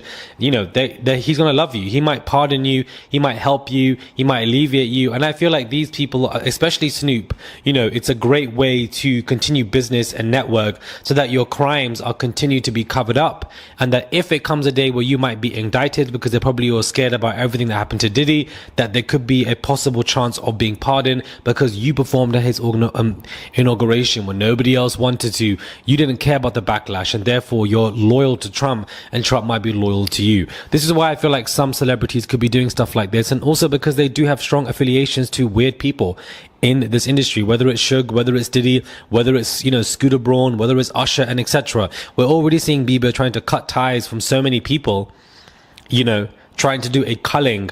Usher and Scooter Braun and other people from his team culled, gone. And so I feel like the industry is very wayward, but I feel like it's heavily involved Diddy, Scooter Braun, exploitation, and these other artists who've probably done stuff with them are probably trying to get in the presidency's good books so that they can be pardoned. I feel like it's something that they want to do, and they don't care about the backlash because they want to, protect their safety. And that's what I think this is definitely giving.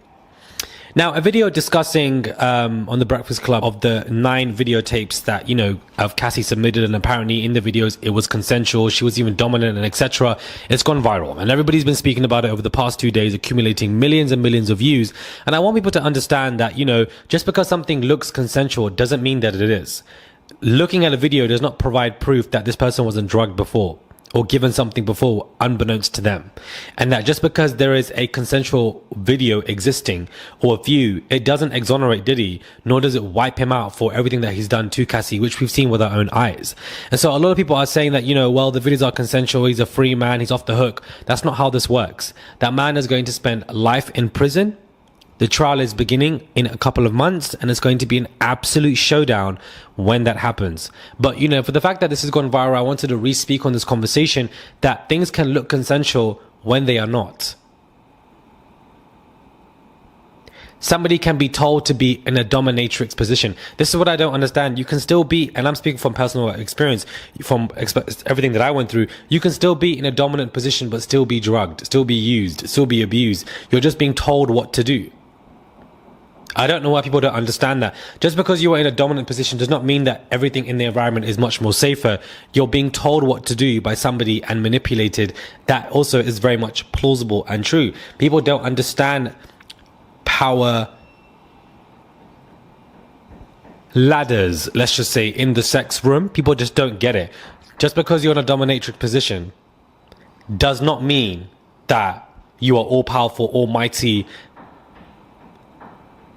that you're calling the shots.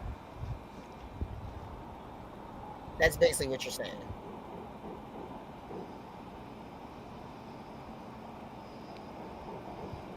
Are you not hearing this? Yes, I'm hearing the Diddy is still trying to get out of his cell. I just don't understand. The screwdriver is not working, and now he's probably using a spoon. It just don't make no sense, Diddy. Please remain there until your trial begins. Bail has been denied. Thank you. Subscribe if you guys want to, and I'll catch you guys soon for another video. That was pretty funny. Yes, you know what? I will say though about whoever performed at the inauguration. I mean, this is their job. This is what they do. They're entertainers. They got to continue to entertain. I doubt that they're doing it for free. Whatever they feel about someone personally, they still got to get out and do their job. We watch them and it's a choice for us, but for them, that is their job. So we go to work every single day and we have to work. We have to expect these people to go to work every single day and do what they need to do. And as an entertainer, a performer, whatever, that is your job. That's what you do. So, I'm not offended by them going to, for the inauguration for Trump or if they went for Biden. It doesn't matter. That's their job, to entertain, to sing songs, to do raps, do hip hop, whatever it is they do. That's their job. Play music, whatever. So, they're doing their jobs. And as far as, with Snoop or anybody else that might be coming up or coming down the ladder or whatever, allegedly, you might need to, make as much as possible, because who knows if you're going to need to hire a legal team. Not saying that he will or he won't, but I'm just saying, like, they got to go to work, right? Be prepared. But anyway, you guys let me know what you think in the comments. I'm going to get on out of here. Take it light, take it slow. Tell them Uncle Mike, and I'm just saying VB told you so. All right, guys. Bye. All right, so here, let's get this one down. Next one. Trying to get these done before 5 o'clock. Back, I guess. So what better way to kick things off than with the story? The story of why A$AP Rocky. They didn't want us to start from the beginning. Okay. All right. Let's see. What do we hear? What happened? Why did it do that? Let me see. Remove. Back, I guess. So what better way to... Oh, just it automatically plays like that. All right. Well, whatever. We're going on to our next video. Welcome, welcome, welcome, everybody in the side chat. We are doing reactions. That's why I'm not participating as much in the side chat or the comment section as I usually do. So Tahir and I are working, doing this for Mike while he's out. You guys, by all means, feel free to chat it up with each other. If you guys see new people coming to the side chat, please let them know as well. I'm not ignoring anyone. We're just, Tahir and I are just trying to get these reactions done. Copyright disclaimer: under Section 107 of the Copyright Act of 1976, allowance is made for fair use for purposes such as criticism, comment, news reporting, teaching, scholarship, and research. Fair use is a use permitted by copyright statute that might otherwise be infringing. Nonprofit, educational, or personal use tips the balance in favor of fair use. No copyright infringement intended. All rights belong to their respective owners. Content might be gossip, rumors, exaggerated, or indirectly beside the truth. Viewers are advised to do their own research before forming their opinion. The content might be opinionated, and with me, it definitely is. I'm gonna go ahead and do this intro again. Hey guys, welcome. What's going on YouTube? I am here. I'm just saying VB. As some of you might already know, Uncle Mike is away in the Philippines helping people on that side of the world, and I'm filling in for him. So we're gonna go ahead and get into the first video here. Why A$AP Rocky is facing 24 years in prison. This should be an interesting one. Let's go ahead and check it out, guys. Kick things off then with the story. The story of why A$AP Rocky got arrested for attempted... Oh, y'all ain't know A$AP Rocky facing 25 years? Damn. What is what happened? Now, first things first, for those of you that don't know, his name isn't A$AP Rocky. His name is Rocky. Well, his name is Rakim, but his stage name is Rocky. A$AP is the group he's a part of. Here's A$AP Yams, A$AP Ferg, and a couple other A$AP folk. And hey, this guy's also part of the group. His name is A$AP Brelly, but he's the guy A$AP Rocky allegedly... I know what you're thinking. Wait a second, you just said they was part of the same group. A$AP, I know what I said, but that don't change the facts though. Because you see, A$AP Rocky had a problem. He was always the face of the A$AP crew and all its affiliates. Hey look, it's Playboy Cardi who got his career started as being an A$AP affiliate. Now, A$AP Rocky, when you're the face of the crew, people always sort of look to you to provide. Because yeah, you Mr. Money Boy now. So some people in your group are just kind of going to expect you to make the big purchases for your friends, you know? And that's how this whole thing began. In A$AP Brelly's words, the guy who A$AP Rocky allegedly, he said, look, our friend passed away, another A$AP crew member. I figured A$AP Rocky was gonna pay for the funeral. When I found out he didn't, I texted him saying, look, you changed, bro. But he says, uh-oh, A$AP Rocky ain't texting back. He's saying all this in court, by the way. He said, A$AP Rocky ain't texting back, so I got a little heated. He said, then Rocky and I eventually get on the phone, and A$AP Rocky talking about something. I was gonna say something to you, but they told me if you got nothing nice to say, don't say nothing at all, so I ain't say nothing to you. He said, what? So A$AP really said that's when their relationship like pretty much soured. Then later on, A$AP Rocky hits him up saying, yo, you in LA? Relly said, yeah, I'm in LA. A$AP Rocky said, what hotel you at? A$AP Relly said, I ain't like how he said that, so I gave him a different hotel. A$AP Relly says they eventually meet up, and here's where things start to get wicked. Now there's video surveillance of almost everything that happens next, and that's important, so I need you to listen closely. So you see Relly allegedly walking up to an alleged, just pretend I'm saying allegedly after everything. So you see Relly walking up to A$AP Rocky. They get in a little scuffle. Relly says at this point he was shocked because he thought they was just gonna talk. He says he knows A$AP Rocky. A$AP Rocky is not really, that knuck and buck type. So this is my thing, and it's just a personal pet peeve. 2025, and we get video footage, and video footage is never clear. But we have all these LCDs and LEDs and all this other stuff that's supposed to make pictures so clear, but we can never get a clear video of whatever's going on, because I mean, I see two figures, I can't see nothing else, but that's just my personal pet peeve. Let's go back. And that's very important to the story as well, because A$AP Rocky is known to be a fashion boy, not really a violent type, in his own words as well. A$AP Rocky also had two other members of the A$AP crew behind him. Now, they all know each other, so the other A$AP members were just standing there. They were like, oh, damn.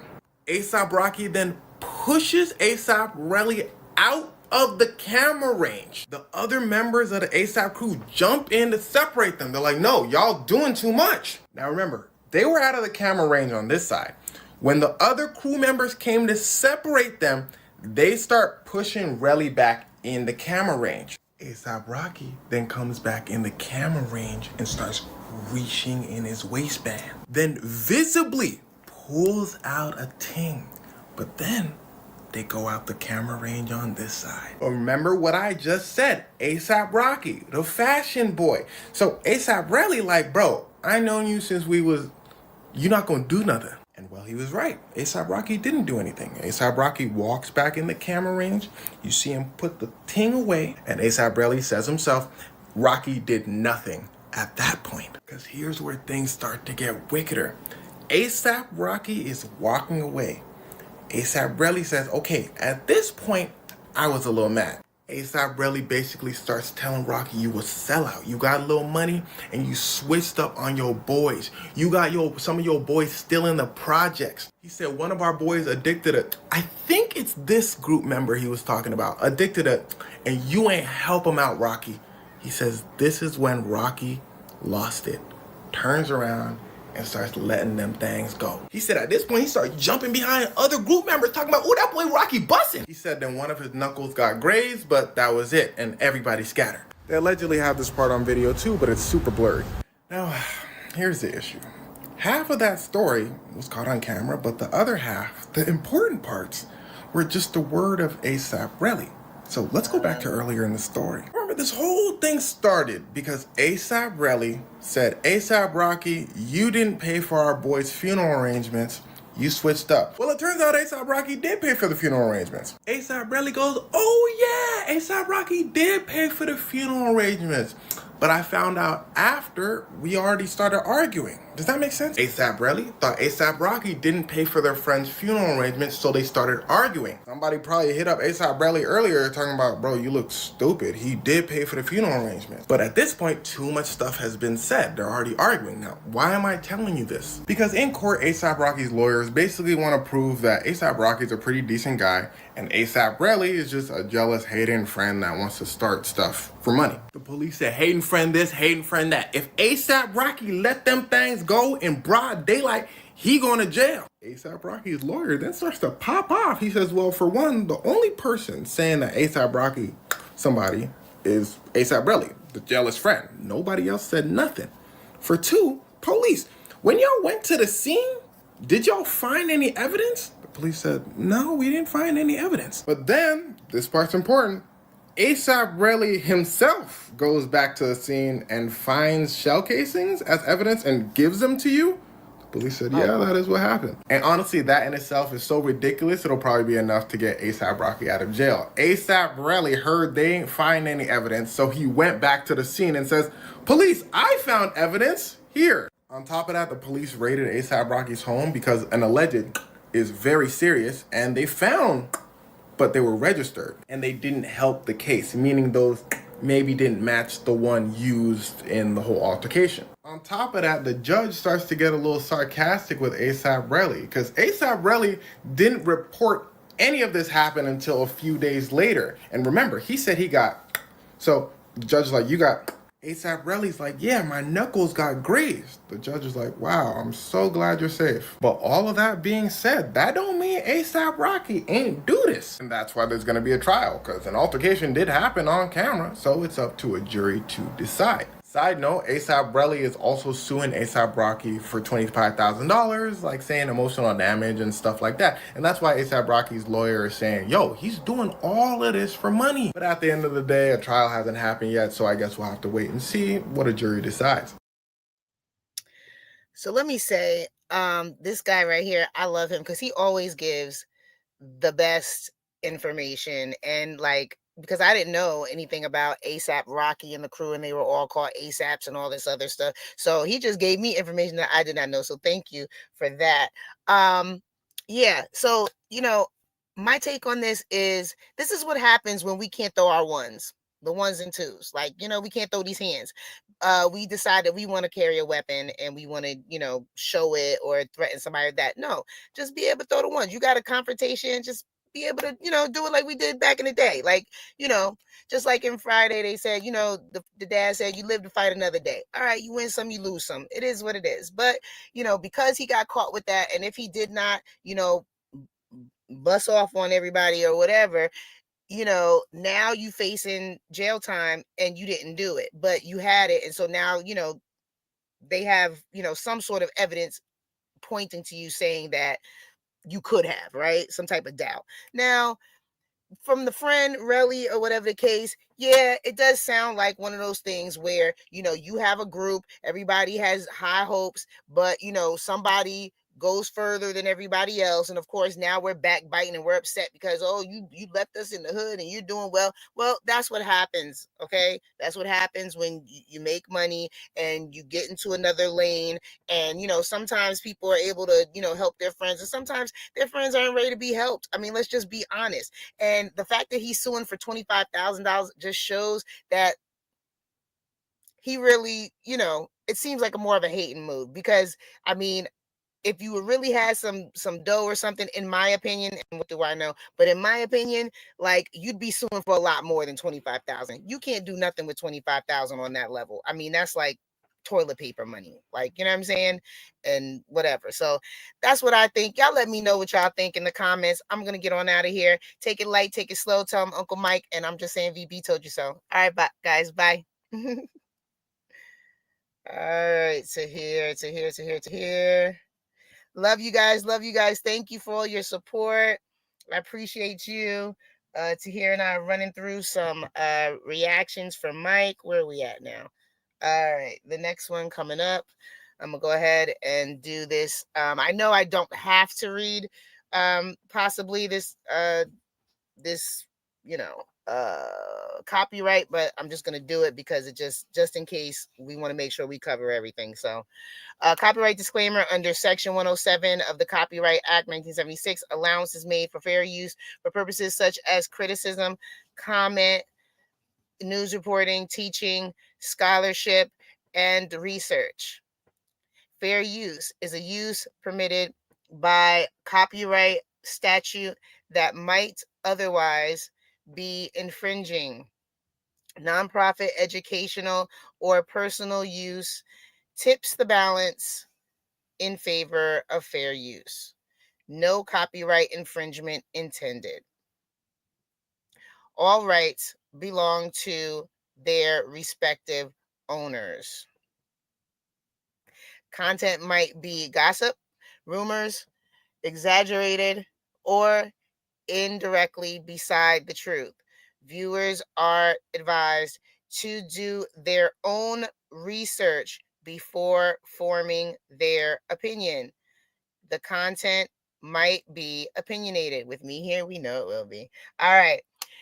What's going on, YouTube? How you doing? It's me. I'm just saying VB, filling in for Uncle Mike while he's over in the Philippines helping people on the other side of the world. So we are going to go ahead and get into our next video here. Jay-Z to be snitched on. Diddy caught giving fellatio. TikTok ban. Snoop, Nelly, and Kardashian backlash. All right, let's check it out, guys. Let's see what's going on with this here.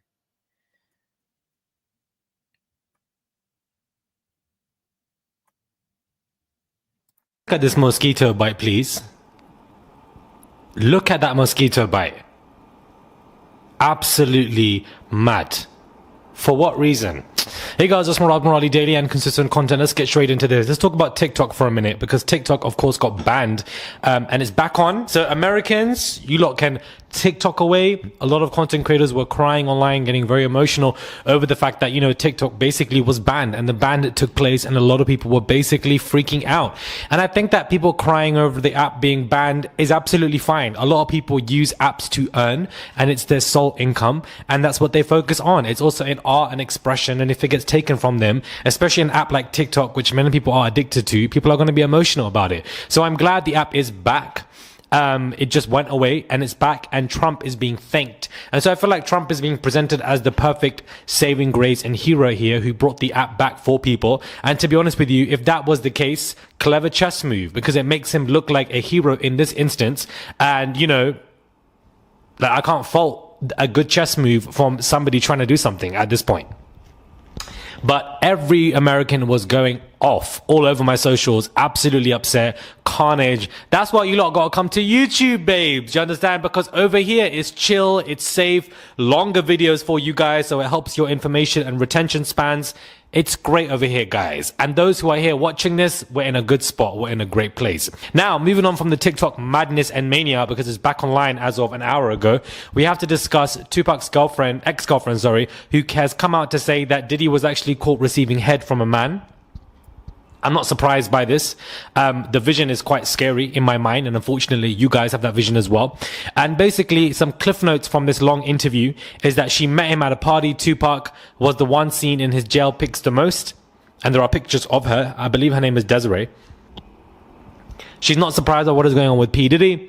She knows old security guards, and that Diddy's preference was actually strap-ons, that he went on a vacation with a girl that knew him, and the girl saw something at his house in the Hamptons, and she was drugged. Desiree Smith also said that, you know, he basically was seen caught receiving head from a man. And this story I've heard from at least 4 different people being reported. I believe also Jaguar Wright also reported this as well. So I do feel like this is true, especially because of all of the civil lawsuits that he's facing, number one. But number two, this story's been corroborated by so many people that I feel like all of this stuff has already been heard by many people. So giving head to a man, I don't know, it's a lot. Diddy's going through a lot right now, guys. He's going through a lot. He's still refusing to leave his cell. He's not wanting to work with these civil lawsuits because, of course, his lawyers are contacting him for this. And, of course, you know, there were notes found that further exposes him on what his plans were to do that basically got him caught. His bails have been denied. He can't do anything until, you know, his trial begins, and he's not going to be snitching on Jay-Z at any moment or given time to get out on a temporary bail basis. I don't believe Diddy's going to be doing that. He might be presented with that, but because he has such a big ego, he definitely is not coming out of jail being presented as a snitch. He wants to be coming out of jail knowing that he's won this case. He doesn't want to come out and lose any street cred that he thinks he has. So I don't think he's going to be snitching on Jay-Z. He's obviously getting much more skinnier. Hair is going grayer, looking a lot more rougher, refusing to leave his cell, refusing to eat, refusing to also sleep as well. Depression has kicked in. Withdrawal symptoms been kicked in. So he's obviously going through it at this moment. And these stories don't stop. People are still speaking out. There was just this big Peacock NBC documentary. I believe Max even announced that they are coming out with a documentary as well. Everybody wants a piece of the pie. Bon appetit. Everybody wants a piece of the pie. Daily Mail have got their own podcast related to this. BBC are also starting one as well. And my thing is this, you lot are late to the party because we've been speaking about Diddy since Cassie's lawsuit. But when Cassie's lawsuit came out, a lot of people did not believe her and did not jump on this conversation. But now you lot want to jump on it now that he's been indicted. We see each other. We see each other. Snoop Dogg and Nelly are basically getting backlash for performing for Trump's, inauguration. People are calling Snoop a Fed, considering the fact that he was like, I would never do something like this many years ago. And Nelly responds saying that he didn't do it for the money and that he is upset with the critics and basically what backlash he is getting. So make of that what you will. Of course, it's a bit of a decisive opinion because some of you guys watching this might like Trump and therefore don't give a damn who performs for him. Whereas a lot of you guys may think, what is Snoop doing? He's odd. He's weird. I feel like Snoop's day is coming because I feel like this man, I just feel like he's kept his hands so clean for so long that something that this man has done, I don't know, maybe I'm just yapping away now, but I definitely feel like his day's gonna come soon. Someday. Now let's talk about the Kardashians, unfortunately, but Kylie is getting slammed for her LA wildfires post hours after her $70 million jet made an 11th flight in 2 weeks. 11th flight in 2 weeks. Short haul flights, even flying from Paris to London, which is basically less than an hour when you can easily just get a train. Like, none of these girls do anything with authenticity. It's all performative because they're coated in money. They don't care about our struggles because they're not in the same class. They're much more higher. They've got everything available to them. So when they speak up about the wildfires or speak up against, problems or issues that affect majority of people, working class people, they're just laughing and mocking us. I'm so sorry. How many flights in 2 weeks? I remember Kim flying from LA to Paris because she wanted some certain croissant from a coffee shop. They're laughing in our faces. All of these celebrities would turn their backs on us, don't give a damn on us if some kind of Armageddon took place on this planet. This is why I don't understand why people support these celebrities, buy their products, like their posts, repost them, watch their TV shows. I'm so sorry. They don't give a damn about you. So why do you give a damn about them? Put your energy into people and into things that would care about you or are contributing to your community, contributing to society in a good way. These girls do none of that. The new trailer came out, which I don't think anybody cares about because their popularity has definitely flatlined in the past 2 years. Lamar Odom has reunited with Chloe. If it ain't Tristan Child, she's going to find Chloe. And if she's not going to find Chloe. If it ain't Tristan Child, she's going to find Lamar. If she ain't going to find Lamar, she's going to be back in that damn library. They don't care about us. Pack them up. Do you understand? I never will sit here and support them in any kind of way because they don't care about us. I'm so sorry. Jets flying and we're meant to do plastic straws. We're meant to be putting our plastic in separate trash and separate bins to everything else when these lot are laughing on our faces. Whether it's celebrities you like or not. All these billionaires. I'm so sorry. People need to really get with the times and actually be realistic. Let's have conversations this year and be realistic about everything that is going on.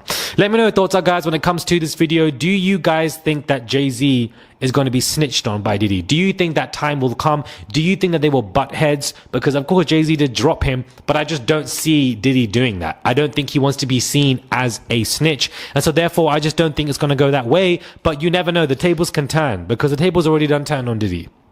From a mansion to a cell. It turned pretty fast. Let me know what your thoughts are. Subscribe. Send a super thanks. I would appreciate it. There's a $sign there. You can send whatever you want. I apologize for the lack thereof videos over the past 48 hours. I'm just living. In Sao Paulo, I'm loving the weather. It's hot. The parties. Brazilians party non-stop, guys. And sometimes it can be a lot. And I just get too tired. But anyways, apologize for that. And I will definitely, this coming week, increase the uptake in videos and content. Although I feel like January is a bit quiet. I feel like not much is going on. And I feel like the past 4 months for us have been very busy. Especially last month. Since Diddy got indicted, the last 3 months, September, October, November, December, I have been on a go. Do you understand? So much has been going on non-stop. And so I feel like January is a bit of a break, a bit of a breather. And also it's just a bit of a quiet month in regards to news and what's going on. But subscribe and I'll catch you guys soon for another video. All right, guys, let me know what you think about that in the comments. I don't know. Will he snitch on Mr. Carter? No idea. I feel like maybe if it benefits him, but if it doesn't look like you're going to get out regardless of what you say, are you going to say something? Are you just going to say something because you rather have company? I mean, he may want to be around all his friends. Hey, that's a reason, right? And they probably won't be friends after that, but it comes with the territory. You do the dirt, But anyway, I'm going to get on out of here. You guys let me know what you think in the comments. Take it light, take it slow. Tell them Uncle Mike and I'm just saying VB told you so. Bye, guys. All right, so here we are clear on this. All right, we got 8. That was 8, right? Wasn't that 8? And we got 2 more left. We're going to do those other 2 first thing at 5 o'clock. 1, 2, 3, 4, 5, 6, 7, 8. Yes, to here. We knocked it out. Look at us. We knocked out 8 videos. We're going to do 2 more. We wanted to give Mike a surprise and get 10 videos for him. So we'll do the other 2 during our actual live at 5 p.m. I appreciate all you guys coming through and chit-chatting it up with the side chat, keeping us company as we are working on these reactions for Mike while he is over in the Philippines visiting. And he'll be over there. And I'm sure he'll be back. I'm sure he'll be tuning in at some point later on to hear. Do we need to create a new live for 5 o'clock? I guess we do, because we've already used this one, right? So I guess I'll do that when I click over here, go at the corner into here. Thank you so much. Thank you so much, Storm.